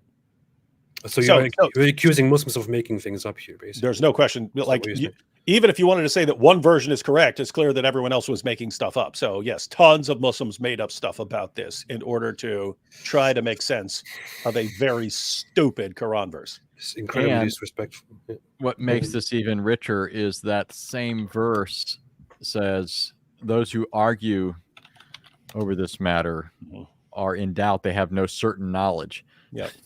So here's Muslims. Hey, no, it was this guy. No, it was that guy. Yeah. And you have differences among Muslims as to like what the correct theory even is, right? So Ahmadis, and not only Ahmadis, but you have some regular Muslims like Shabir Ali, who believe that Jesus was actually nailed to a cross, but they believe he survived. Ahmadis believe that Jesus survived that and died later on. So notice you have Muslims who believe that Jesus was nailed to a cross. They don't consider it crucifixion because we think of crucifixion as nailing to a cross. They think of it as like execution by crucifixion. And AP actually pointed that out. So if you replace the word crucifixion with execution, you kind of get the idea. They said we executed him, but they executed him not, right? There it's okay. Yeah, you nailed him to a cross, but it wasn't actually an execution if he didn't die.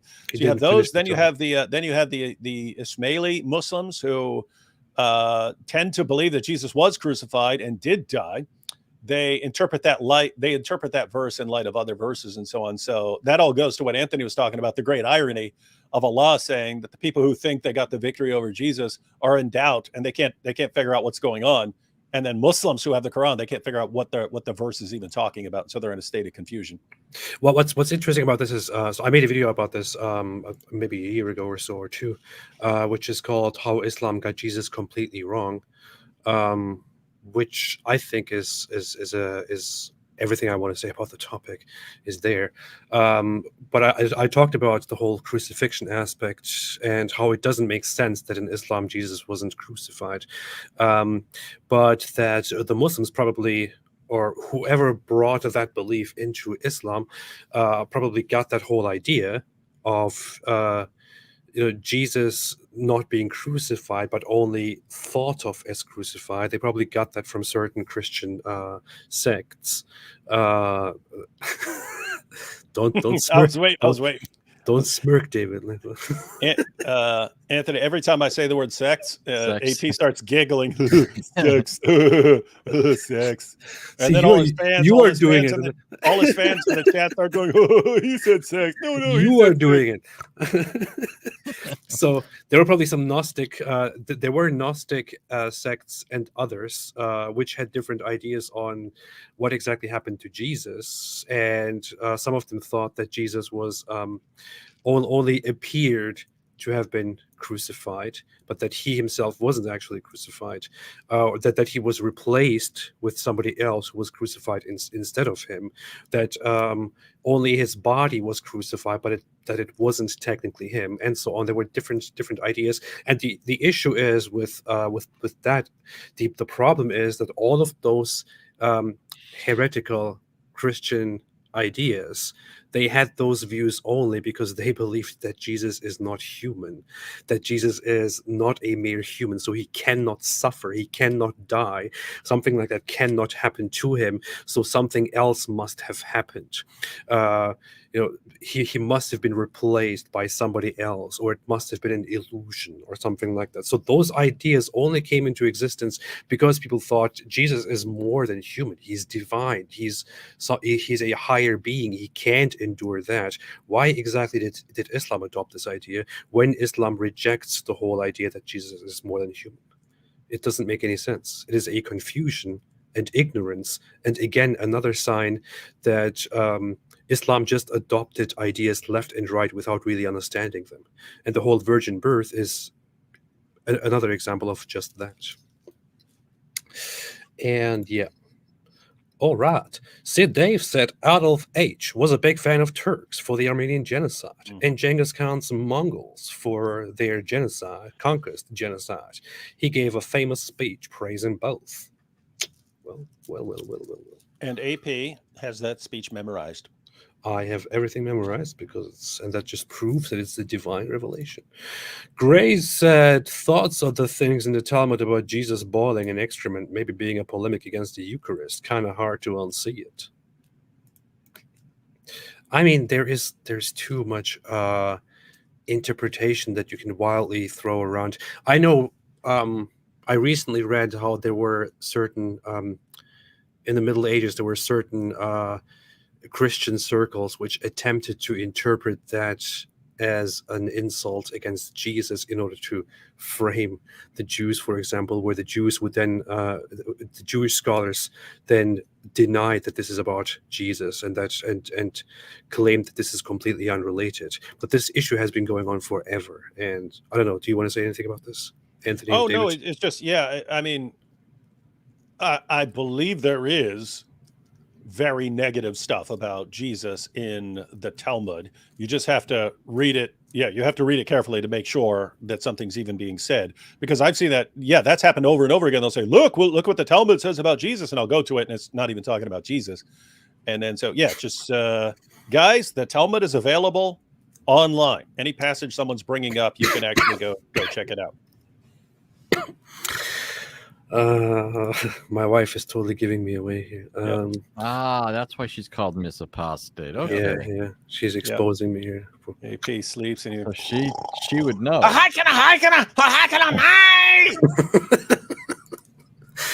Grays174 said, I already read this. Chivy Sam K said, unrelated, but is there a place to read the Dar es Salaam edition of Hadiths or other trustworthy resources for free? It's to help my mom out of Islam. There's been progress, if you recall my super chats. Sunnah.com is where you usually find all of it, but Dar es Salaam is a publication center in yeah, I can give you a link to a place where you can get the PDFs. PDF files. So Sunnah.com. Not to be confused with pedophiles like Muhammad. Yeah, so Sunnah.com, that's a site, but you can actually download the same editions that I use for various books. Not only that, but like the history of Al-Tabet, you can download the PDFs for this stuff. I will share the link. It's kalamallah.com. That's what I thought you were thinking. I don't want to just say that because of the spelling. Kalamallah. Yeah, kalamallah.com, and you could go to Quran, you could go to Hadith, you could download PDFs of. Hey, that's the site that I have been using to check, the authenticity and the history of Hadith. And I thought I'm the only person using it. That's funny. Okay, so I'm including the link. Right now, that's kalamallah.com. You can click on that. You can actually, you can download so you can download all of Sahih al-Bukhari. You can download all of Sahih Muslim. You can download all of them. And then any source you want to share, like on social media or something, just screenshot it, crop it, and share it. Oh, never mind. I was thinking of a different site. That's called qalarasulallah.com. Okay. All these stupid names. Jens Philip Hohmann said, Axiom 1, the Jew hater tells the truth if and only if he threatens with or boasts about violence. If he tells you 2 times 4 equals 2 and 2 equals 4, whatever, man. I can't read anymore. Recalculate for safety. Only if about violence. Okay, I get it. This is too complicated for me right now. We are 3 hours into the live stream. Capo Pallet said, do bacteria prostrate before Allah? Of course, man. Everything does. And the Jews on the day of judgment will hide behind a bacteria. Farfour said, it is true, the Jews are the reason. Farfour said, thank you, Sarah. You are a great grandmother. James Wilson, this is the key as one of the things they teach you to say on Arabic Duolingo. Proof that Farfour works for Duolingo now. Nice. So Dave says Israelis should challenge Palestinians to win a Nobel Prize in a science. If they get one, they get the whole land. At least Palestinians will focus on education. That would actually be funny if like Netanyahu came out and said, guys, let's go ahead and settle this. You Palestinians all work together, put all your brains together. And if you come up with one Nobel Prize in science, we'll give you the land. We'll just give it all to you. That's very good. And then they'd all focus on education for a while. That's very good. Very, very nice. Corruption in the land. Nice. Said, I told David Wood long ago that Al-Dawa was my favorite cartoon character. Now we know he was Farfour all along. See, this is hey, you know what'd be funny? To come up with a peanut butter brand that's called Corruption in the Land. And then you can say, look, I'm spreading corruption in the land. As we're making a sandwich. That's good. It's pretty good. Pretty good. NK made a super sticker. Thank you so much. Lucid said, AP, can you explain why Turks literally worship Ataturk but at the same time are trying to Islamize Turkey to be the face of Islam? Isn't this a contradiction? Well, it is. Worshipping Ataturk is very much the secular tradition of Turkey since the creation of the Turkish secular state. There is a lot of discussion and a lot of fighting about it since the whole Islamist government took over. They have become more and more outspoken about how they disagree with Ataturk being considered this fantastic figure. So if you go into the details of it, it's actually right now 2 sides in Turkey: the secularist side and the Islamist side that disagree on the whole worshipping of Ataturk, basically. Yeah. But Turks are also a little bit weird.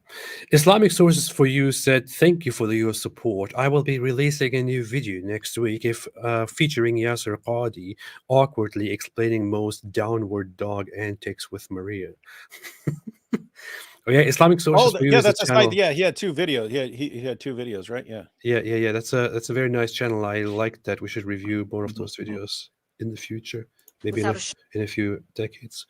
Nanny Poo Poo said, who will ask Mojab why they are anti-killing Muslims, Palestinians, when they claim to love death more than life and martyrs get the highest heaven?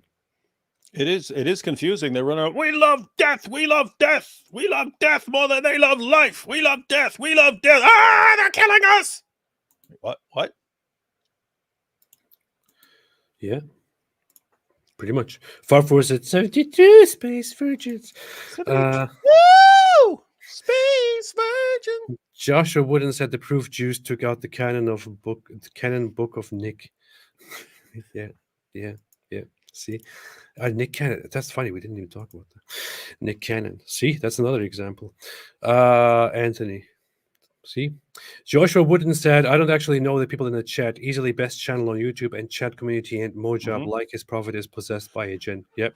We are getting the coolest community of any say this every channel time. in YouTube. I say this every time. It's the Apostate Wood community. So Dave said A11 is a scammer. That's what it says. I'm not going to read it differently. It literally says A11. He gives dead jihadis gender-affirming care and makes them his hurries, which he offers to other future dead jihadis. It's true. Allah is the best of deceivers. That's what he does. That's what he does. That's what they do. Urinating upon one another. That's what they do. The Heavy Heart Show said Rome claims to be the one true church. I think. Anthony, that's in response to your earlier question of I don't know what exactly he means. You don't want Anthony to get started on Rome. I still don't know though. I still don't know how it connects, but yeah, more interesting, relevant to Islam is the claim of Yusuf Estes.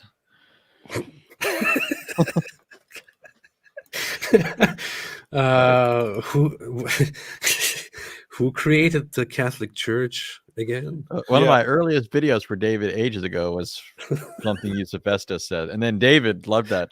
Oh, that was so much one of the greatest clips ever. That he's used it several times. Once I think he did something. It ties in perfectly.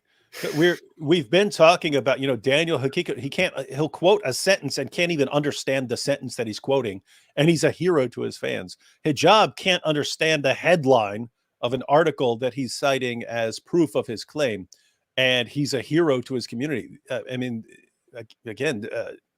Sheikh Uthman faking a hate crime against himself and making it obvious, and his fans just don't care. And then you get Yusuf Estes saying, not only is he making the absurd historical claim, so he claimed that the Catholic Church was founded by Alexander the Great 3 centuries before Christ in Rome. Not only that, because notice you could say anything, but he also says, and it's on the Catholic Church's website. It's on their website. They acknowledge this, which no, they don't. So he just put, it's like Uthman. If Uthman says, the kuffar stabbed me, how am I going to prove him wrong, right? I could say that looks like fake blood. You can't prove that. But once he says, and police locked the guy up and the guy's been to court and the guy's in prison now, those are all claims that can be verified or refuted.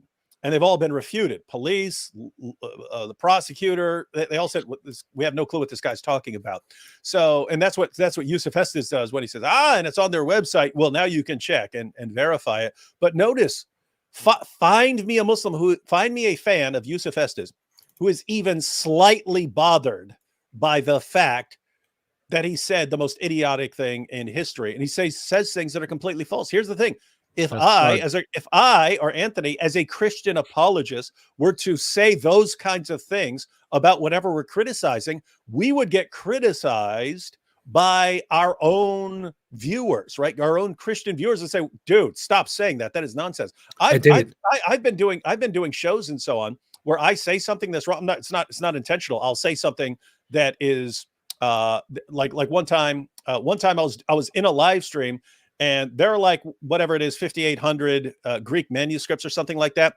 And someone was challenging the book of John. I said, come on, we got 5,800 Greek manuscripts.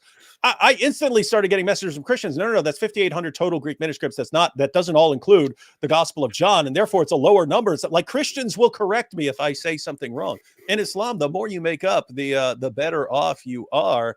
And we're not supposed to think that this has something to do with your religion, that lying and making things up are perfectly acceptable. Not only they're perfectly acceptable, they make you the hero. Hey, God. David, have you seen this video? Yeah. No. This is Catholic woman asks him a question about how he became a Muslim and so on. He starts interacting with her, but then he even played it for Bart. Estes explains the origin of the Catholic Church. And I wanted to bring this up just because the clip has millions of views, and there are people who take him seriously on this. So. Ready to watch a video clip? It's funny, his facial expression, he's already expecting something terrible. All right. You might think I'm a Catholic, I'll never be anything but a Catholic. But I'm going to ask you a question, and I want you to be honest. This is not for you to, start a debate, but just be honest. Was Jesus a Catholic? Powerful. Look, the crowd cheers. Yay! And it's not open to debate, so there's no point in opening that up because and I know he wasn't. The Catholic Church was in business about 300 years before Jesus was born. It's on their website. Don't go like this. It's on their website. That's where I took it from. The Catholic Church was started in Rome by Alexander the Great. Do you know what the word Catholic means? It means universal. It was the universal church for the Roman Empire. Wait, I have to see that reaction by Bart Ehrman again. Alexander the Great went to Rome. Bart Ehrman's reaction is just priceless. Great. Do you know what the word Catholic did in Rome by Alexander the Great? Do you know what the word Catholic means? It means universal. It was the universal church for the Roman Empire. If you didn't join it, you could not be a Roman citizen. And it was opposed to the teachings of Judaism and opposed to the teachings of the early Christians for more than 200 and some years. And they were now I'm even more confused. Opposed to each other to the extent that it was the Romans killing the early Christians. Now, if you understand that and you go to their website and read, they didn't even take over Christianity until the year 325 AD. And when they did, they changed a lot of things, again, referring to their own website. But if you want to check it in Britannica or Americana or grow your encyclopedias, go ahead and read about the Catholic Church. All right. Well, I heard you. His face. And it's funny because this is like the hero of Muslims because it's our textual variants. Notice, guys, Ehrman was the hero of Muslims for like 2 decades because he says that there are textual variants in the New Testament. He's, by the way, the same guy who says that the New Testament is the best preserved, by far, the best preserved work of the ancient world. They don't care about that part. They care about that he was saying that there are textual variants. Now, anyone who's not a moron knows that there are all kinds of textual variants in the history of in the manuscript history of the Quran as well. But this is the period when Muslim Dawah guys were lying and saying there are no textual variants anywhere in the history of the Quran.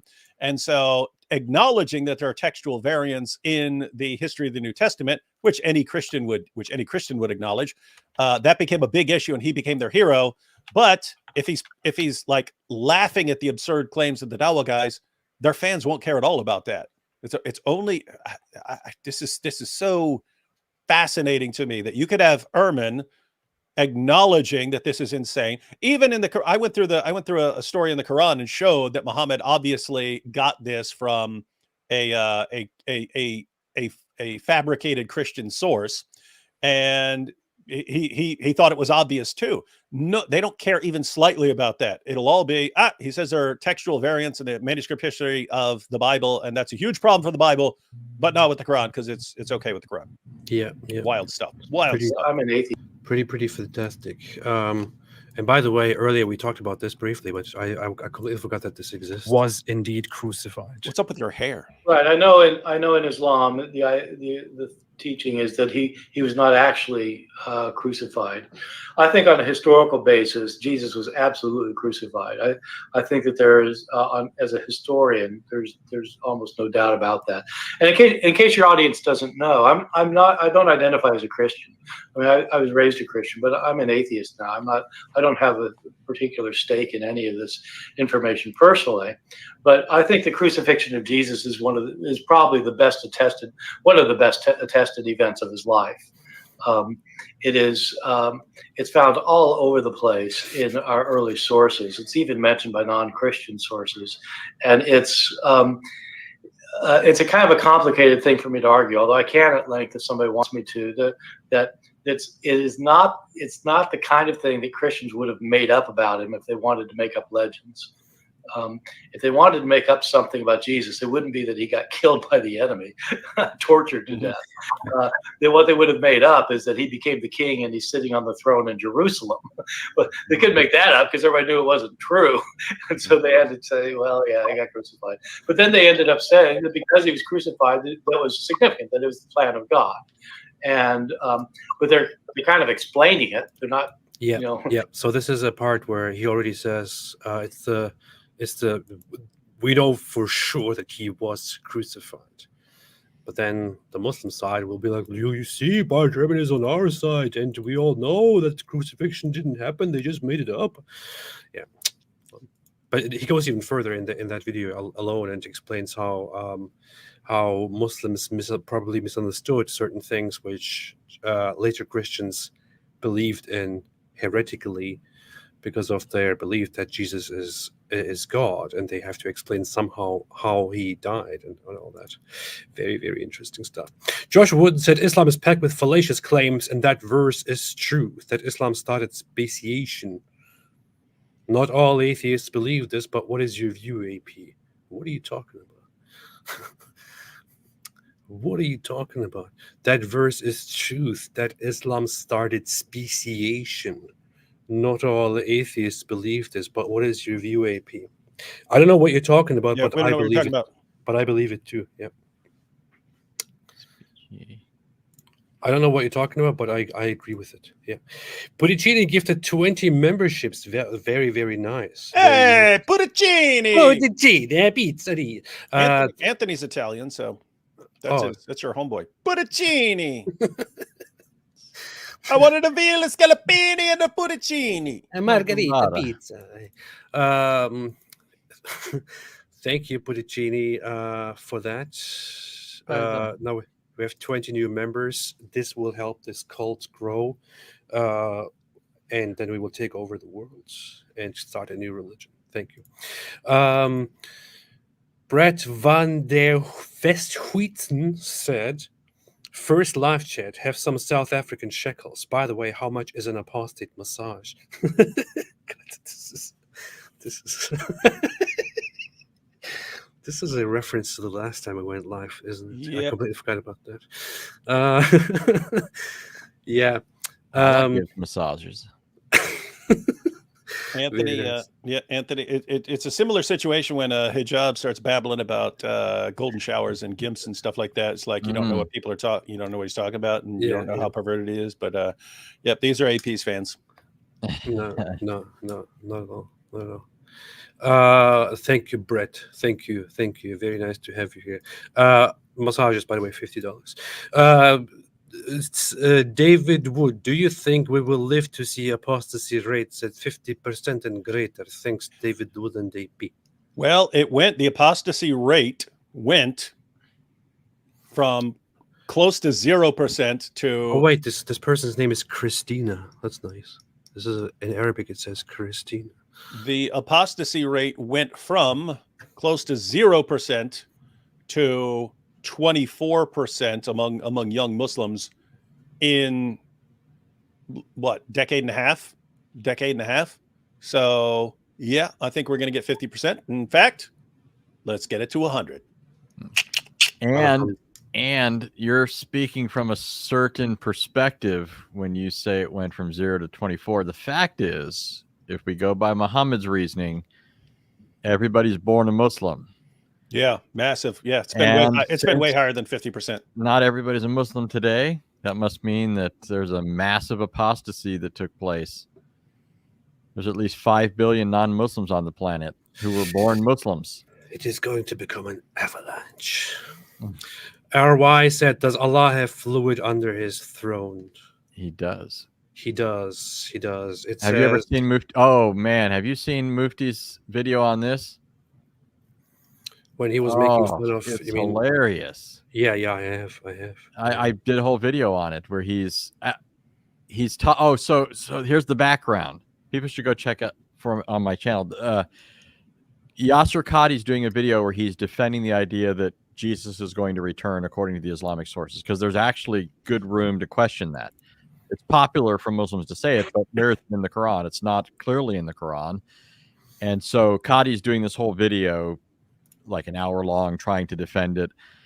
And then Mufti Abu Layth comes along and he's making fun of this.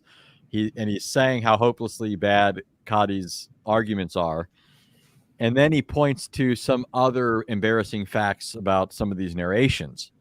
And among these narrations that are talking allegedly about Jesus coming back, there's this talk about sperm being ejaculated coming out from beneath Allah's throne. And so Mufti Abu Layth is there with like his daughter's umbrella. It's like a little princess umbrella. And he's got the umbrella up. It's hilarious. Yeah, we got to see that. We might need to cover that, and we might need to cover that. Yeah, send us a link to that, guys. I'm sharing a link in the chat to Anthony's channel. See if you want to go look for that. Oh yeah, for that video there. Of course, if AP had any common decency, he would have just put the link in the description box. But go ahead. I wonder if that video is no longer up. I mean, it's on my channel, but I'm wondering if it's still on after they came after him. Yeah, so I might be the only one that still has the prize clip.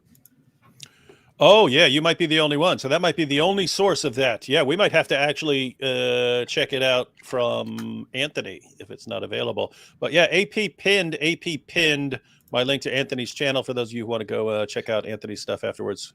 AP pinned. Oh, there it is. I found it.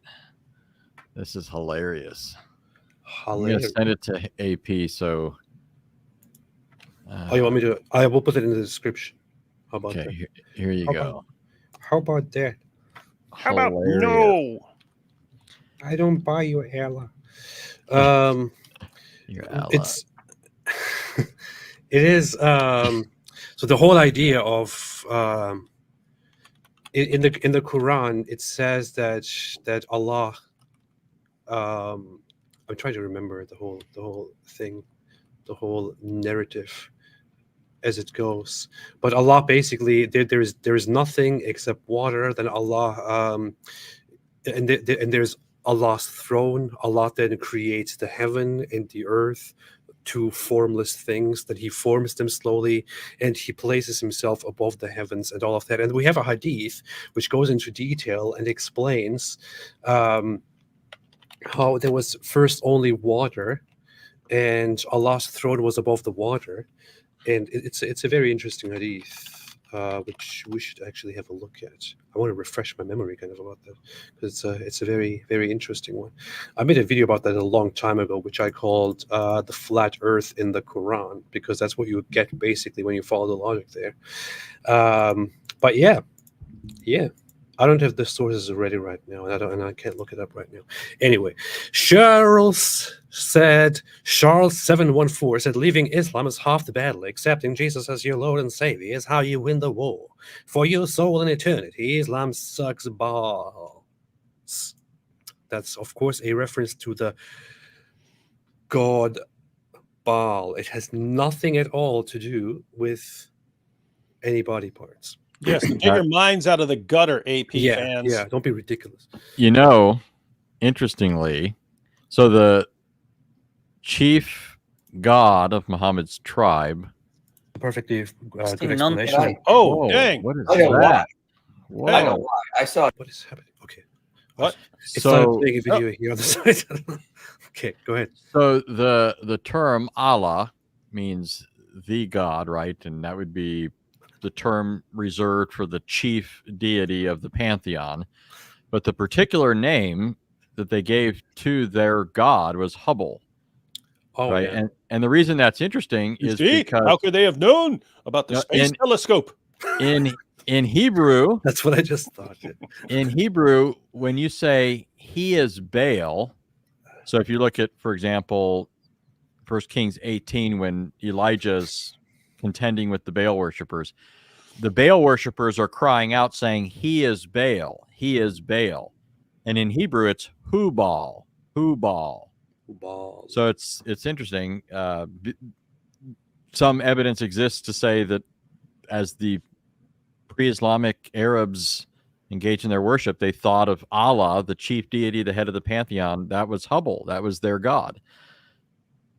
It was the one that I forget the exact account. You guys will recall what I'm talking about, where they something about when they were casting arrows or something at Muhammad's something about in relation to Muhammad. They're shouting back and forth. Hubal's greater, no, Allah's greater. Yeah.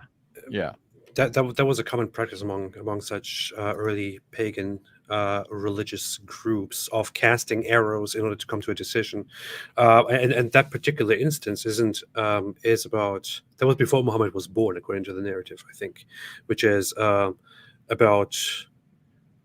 who to sacrifice, or whether should his father or something should be killed or not, or so some narrative that I can barely remember. But it's basically what they do is they choose these two arrows, and one of the arrows is yes and the other arrow is no, and then they shoot them, and which one falls closer is the answer that the god, in this case Hubal, actually gave them. So that's what they then go with. Yeah. I was just looking at I saw insurrection trending on Twitter, and I looked. I bet it's about America, isn't it? Oh, it's Palestinian protesters storming the White House gate. What? White House staff have been evacuated. Shoot them. Snipers are on the roof of the White House. Are you kidding me? Is this happening right now? It's happening right now. Well, this is a couple hours ago. I don't know if it's still going on. Too emboldened, too out of control. It's called mess around, find out. I don't think they'll do anything. I don't think anyone will respond in any way really seriously to this right now. But I think this they're going to keep pushing buttons. Yeah. Well. You know what they say, right? Mess around, mind out. Yeah, exactly. That's what they say. That's what they say. That's what they do. Urinating upon one another. That's what they do. So there is this hadith which goes like this. Hit the heavens and the earth. Yeah, like that. It says, at first there was nothing but Allah. His throne was over the water, and he wrote everything in the book and created the heavens and the earth. And then where are you getting that from, real quick? Is that your little meme, or is that somebody else's that you're putting up there? This here? No, Yeah. this is from a video that I made about this whole issue. Oh, okay. I made a video a long time ago. It's like, called, how did you get that special effect? No, I'm wondering because the hadith, I've actually heard Muslims debating each other over this hadith and the actual wording of the Arabic. The claim is of some Muslims that this proves that Allah at one point was the only being, and then everything else came after him and is from nothing. But apparently, according to at least some Muslims, the technical meaning of it is what it really says is before him there was nothing, and his throne was over the water. And that wording means while there wasn't something before him, he existed at some point prior to creation with a throne and water. So the throne and water weren't before him, but neither were they created according to the hadith. They were simply there with him. So Allah has a context. Anyways, just here's the thing. So what I did a research on this a long time ago. This is also when I published that video. That was like 3 years ago or so. And I talked to a scholar. Was that Joshua Bowen? I talked to him about this and to somebody else, and kind of compared this to ancient creation myths and narratives in the environment corresponding with this culture. And it's basically, as narrative here goes, so this is the hadith. The hadith is a little bit ridiculous, but it says here Muhammad explains to these Yemeni guys, first of all, there was nothing but Allah. Yemen. And then he created his throne, it says here, but this is not actually in the narration. That's the problem. And then his throne was over the water, and he wrote everything in the book and created the heavens and earth. And then the man shouted, "O Ibn Hussein, your camel has gone away." So and then it was interrupted here, which is very, very stupid narrative here. But basically, Muhammad is telling about how everything started, and it seems in Arabic, it's actually, hey Ibn Hussein, your wife has gone away. But it's understood that it's a she camel. But yeah, so Muhammad's explanation of the creation or of the start of things is that there is water and there is nothing else. So this is the beginning of the story, right? And then there is the throne of Allah. Of course, Muslims have then discussions and interpretations about this, and they're like, no, that can't be true. you know, I guess the first thing is the water, and then he creates the throne. But that's not part of this. The narrative is just that there is the throne above the water. That is what is there. That's eternally floating. And this actually corresponds with ancient creation myths, many of them, including the Sumerians, for example, and others, where there is not nothing at some point. There is this eternal water, the cosmic ocean, which is always there. So instead of nothing, there is a cosmic ocean upon which then the gods create the world that we are living in. And the Islamic narrative seems to adopt those ideas pretty much, and goes into how Allah's throne is above that water, which was always there. And of course, there are then details to this as well, like the whole, like that there is this giant whale upon whose back Allah builds the earth and places it, and it puts mountains on it to make the earth stable on the back of that whale, so that it doesn't shake. But sometimes it does shake, and that's why earthquakes happen, because the whale just can't stop moving around. But yeah, there's a lot of ignorant Geysers and must be interesting stuff. the blowhole of the whale. Yeah, shooting probably. up. Yeah, that's true. Probably true. Poor Allah.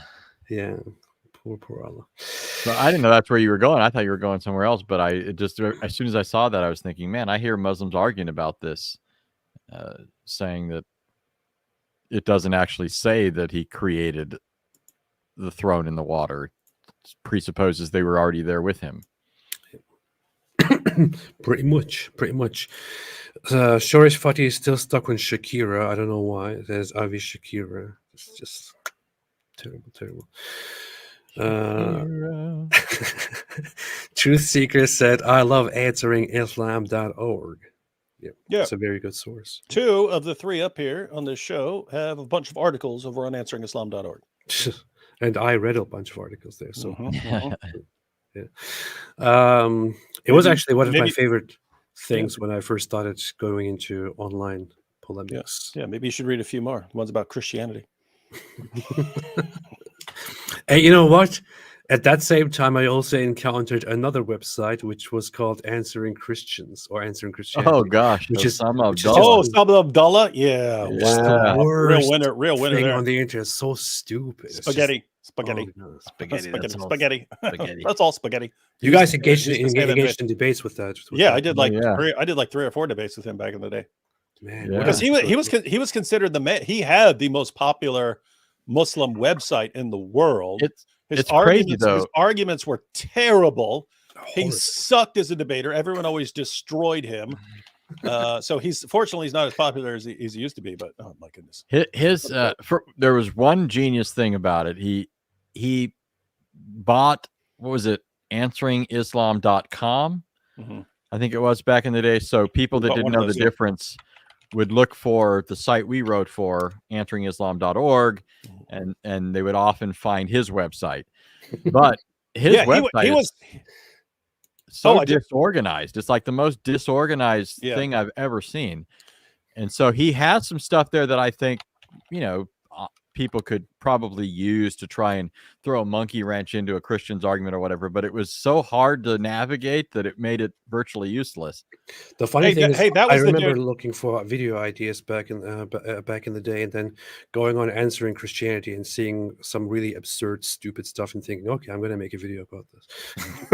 That was the guy. We're talking about like dumb scientific claims and Muslims not being able to understand sources. Anthony, you'll remember this one from back in the day. Yeah. But Osama Abdullah was posting this article about amazing scientific confirmation of the Muslim sources, and there's the claim about what was it? Was it joints or bones, Anthony?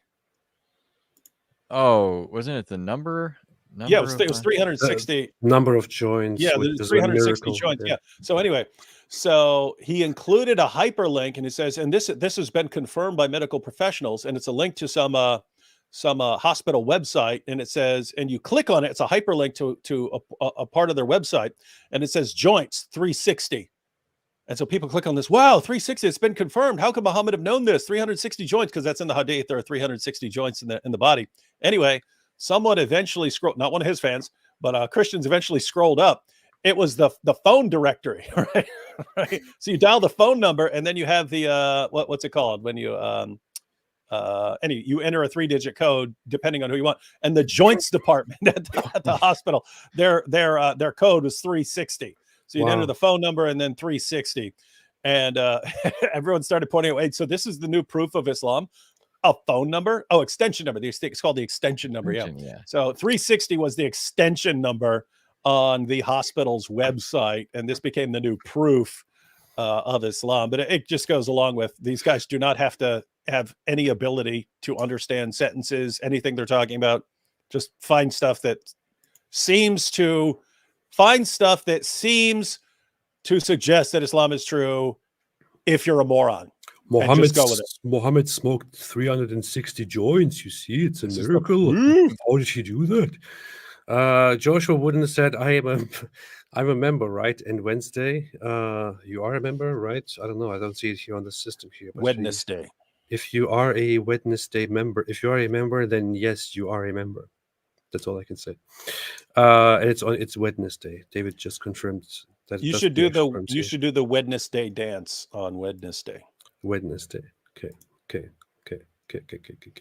Ma TV said, and YT said, Israelis put away the rape victim bodies away for religious reasons, so no evidence. Sounds weird. Can you explain that? I already went through that on my show. We went through the entire article. But yes, you have very common among Jews to want bodies buried on the first day. It's called buried. It's only for certain exceptions and so on. But they generally want bodies buried. And so it's the first responders who are saying, when we got there and there's bodies everywhere, your goal is to identify them and get them buried. It's not, we need to preserve this for future legal issues and so on. With that said, saying no evidence, bull. They had tons and tons and tons of evidence of nails into women and women being shot in their vaginas and so on. They weren't recording all the evidence that they would have if they knew it was going to be an issue later on. Yeah. There is plenty of anyone who suggests, after having looked at all the data, that there is no evidence is a moron. I don't want to say it, but yeah, it's probably a moron. Or I'll say it, moron. Or something else. But there is plenty of evidence. There is abundant evidence, which is why... And there were witnesses who are watching the stuff. Yeah. There were witnesses who are hiding, but they see what's going on. Yeah. Which is why the United Nations, which is very funny because people will bring up the United Nations when the United Nations condemns something that Israel did. Look, the United Nations condemned it. The United Nations itself, the General Secretary, the United Nations condemned the rapes and the sexual assaults because it is beyond reasonable doubt that lots of sexual assaults and rape happened on that day. There's tons of evidence by any standard. If you brought it to court, it would be clear that it happened. You have footage of the aftermath of rapes. You have first responders. You have the rescue teams. You have the police telling about it. You have witnesses, multiple different corroborating witness accounts, and so on. There is too much. And you even have, by the way, Hamas terrorists on video talking about rape, or implying rape, taking concubines in their own words, plus also being interrogated and admitting that they did rape, including raping dead bodies. So if anyone at this point still goes around and says no evidence, then I don't know what to tell you, but you're probably a moron. Yeah. Which is something that I would never say, but David is rude and he has no filter here, so that's what he says. Yeah. So Dave said, according to Islam, everyone is born a Muslim, so technically we are all apostates because we are all left. Yes, we are all murtads. Alhamdulillah. That's what I said. Yak said, Sam Shimoon said the other night that he predicts that AP will likely become Christian soon. Sam Shimoon says a lot of things. And by the way, I mean, following the reasoning of Ali Dawa, when, ooh, well, Muhammad said that this man would not become a Muslim. You see, this is proof that he's a prophet. Following this reasoning, if AP ever converts to Christianity, then that would prove that Sam Shamoun is a prophet.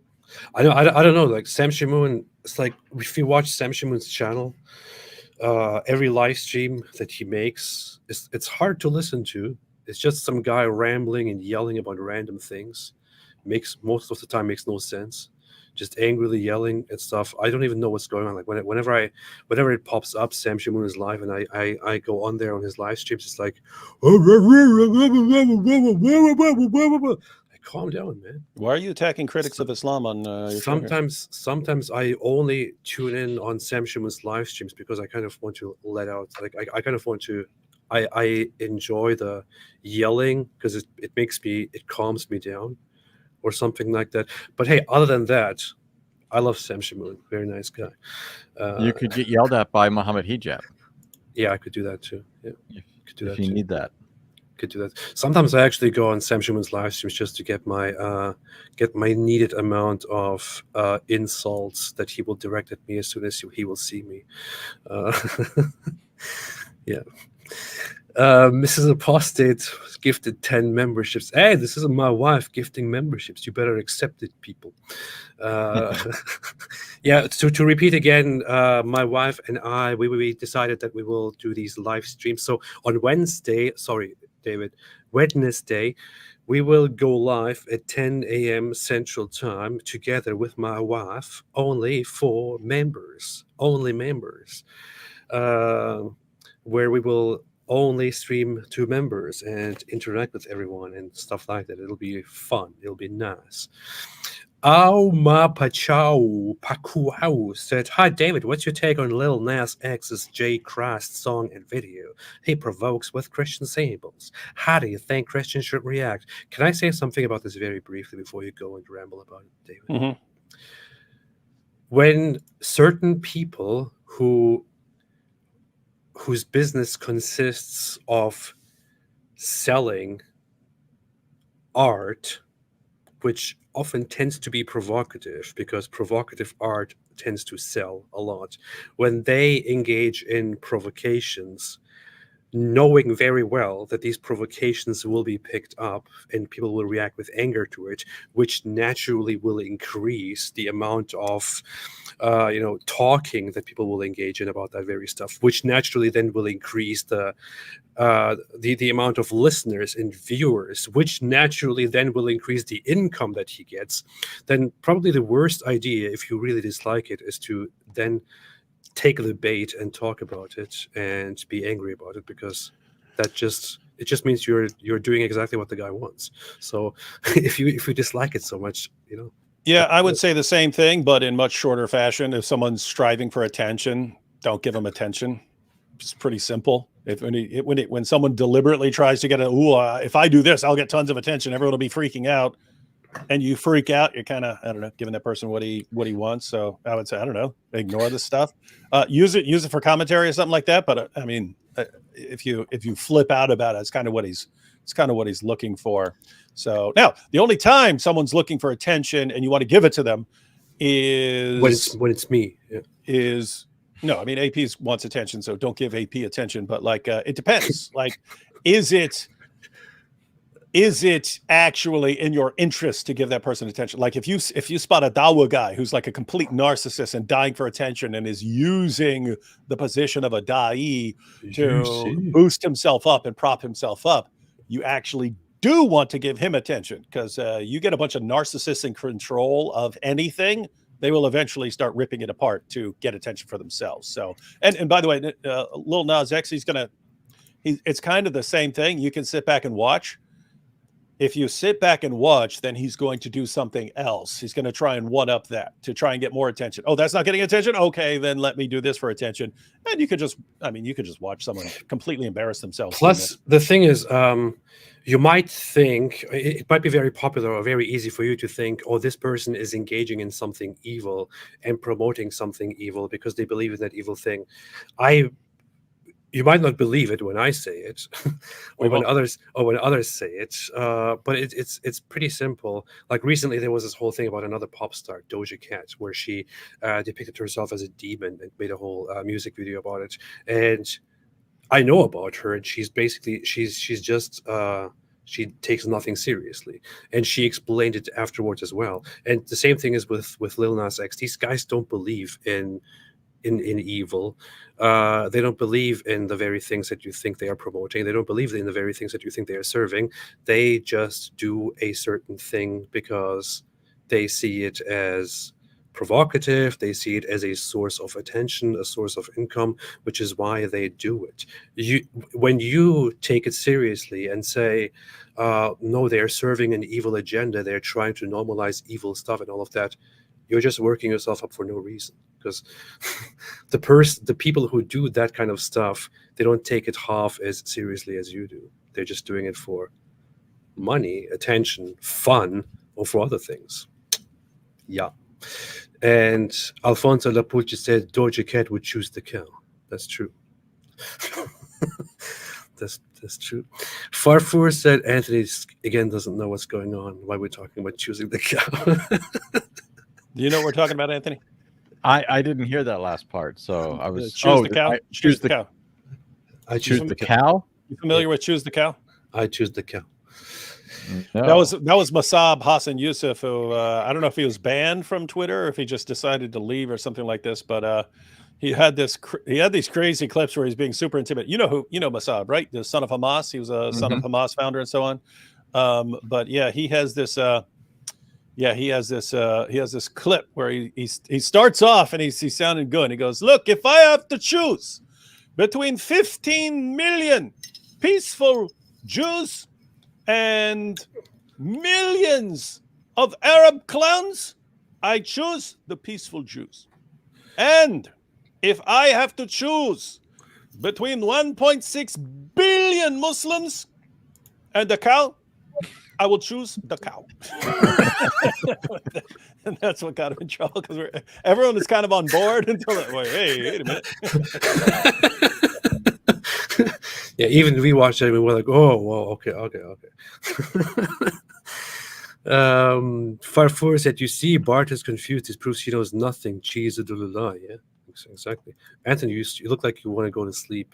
It's okay. You can just. Everyone wants to go to sleep. It's midnight. I don't care if it's midnight or early night or corner of the night. I don't care.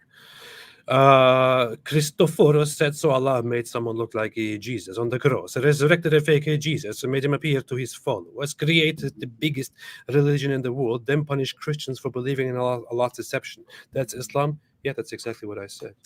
Not quite, Nate. You don't have to say resurrected. You don't have to say resurrected, although there are Muslims like Shabir Ali has pointed out, and there were earlier Muslims who tried to explain the early Christian belief in Jesus, not only in Jesus' death, but in his resurrection, by suggesting that Allah may have actually let Jesus appear to his followers to comfort them after his apparent death, to let them know that he was okay, but they completely misinterpreted it and thought he had risen from the dead because they thought he was dead because Allah tricked them.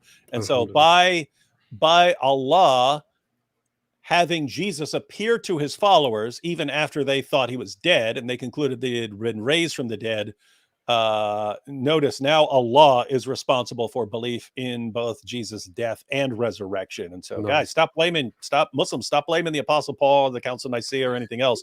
Your David, God is the one who did all this. The Book of Nicaea. The Book of the Council of Nicaea. David, stop talking. People want to go to sleep, man. Everyone wants to go to sleep. MK Hogan said, where are you guys seeing a setting to allow gifts? I'm on iPhone. You have to become a member of the channel to gift memberships. You become a member by just clicking that thing down there and clicking join or something like that. Yeah. Yes, that's exactly what's up. A few more super chats and then we will go. If any of you two thinks, I'm too weak, I want to go to sleep. You can do that. Velvet Jazz said, wow, you guys have been rocking the live streams lately. Rock on. Thank you. We're trying to catch up after AP disappeared for 2 weeks. But when we have one more coming up tomorrow on my channel, we'll be going through a Muslim revert woman's defense of Muhammad's relationship with his child bride Aisha. Always picking on the women. It's going to be powerful. Velvet Jazz said, somewhat technically challenged. Gen X here asking, how does gifting membership work? You go down there on that $sign, the very same that we used when you made a super chat, and you gift memberships there, but you have to be a member yourself first. So that's what you do.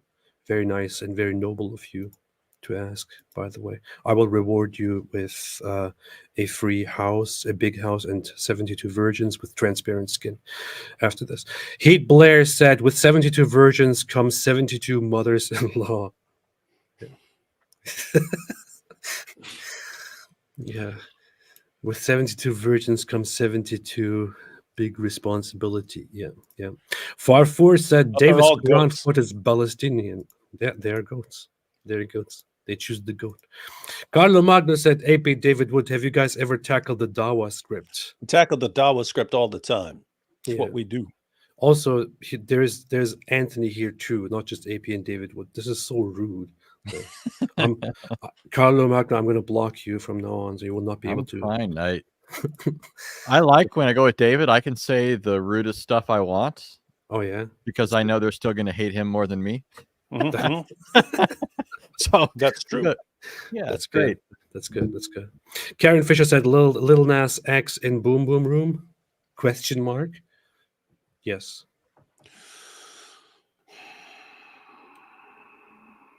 Just say yes. Trying to think who would play him. John's a little too light skinned. You know who could pull off Lil Nas X? God Logic. I bet God Logic could pull off Lil Nas X. Yeah, we might do that. Yeah, that makes sense. Yeah, that could happen. That could be a thing.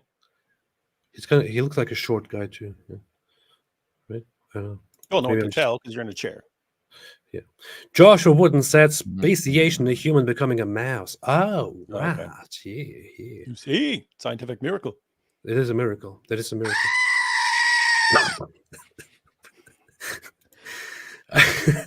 Asura said Jesus went to India to learn the Vedic truth.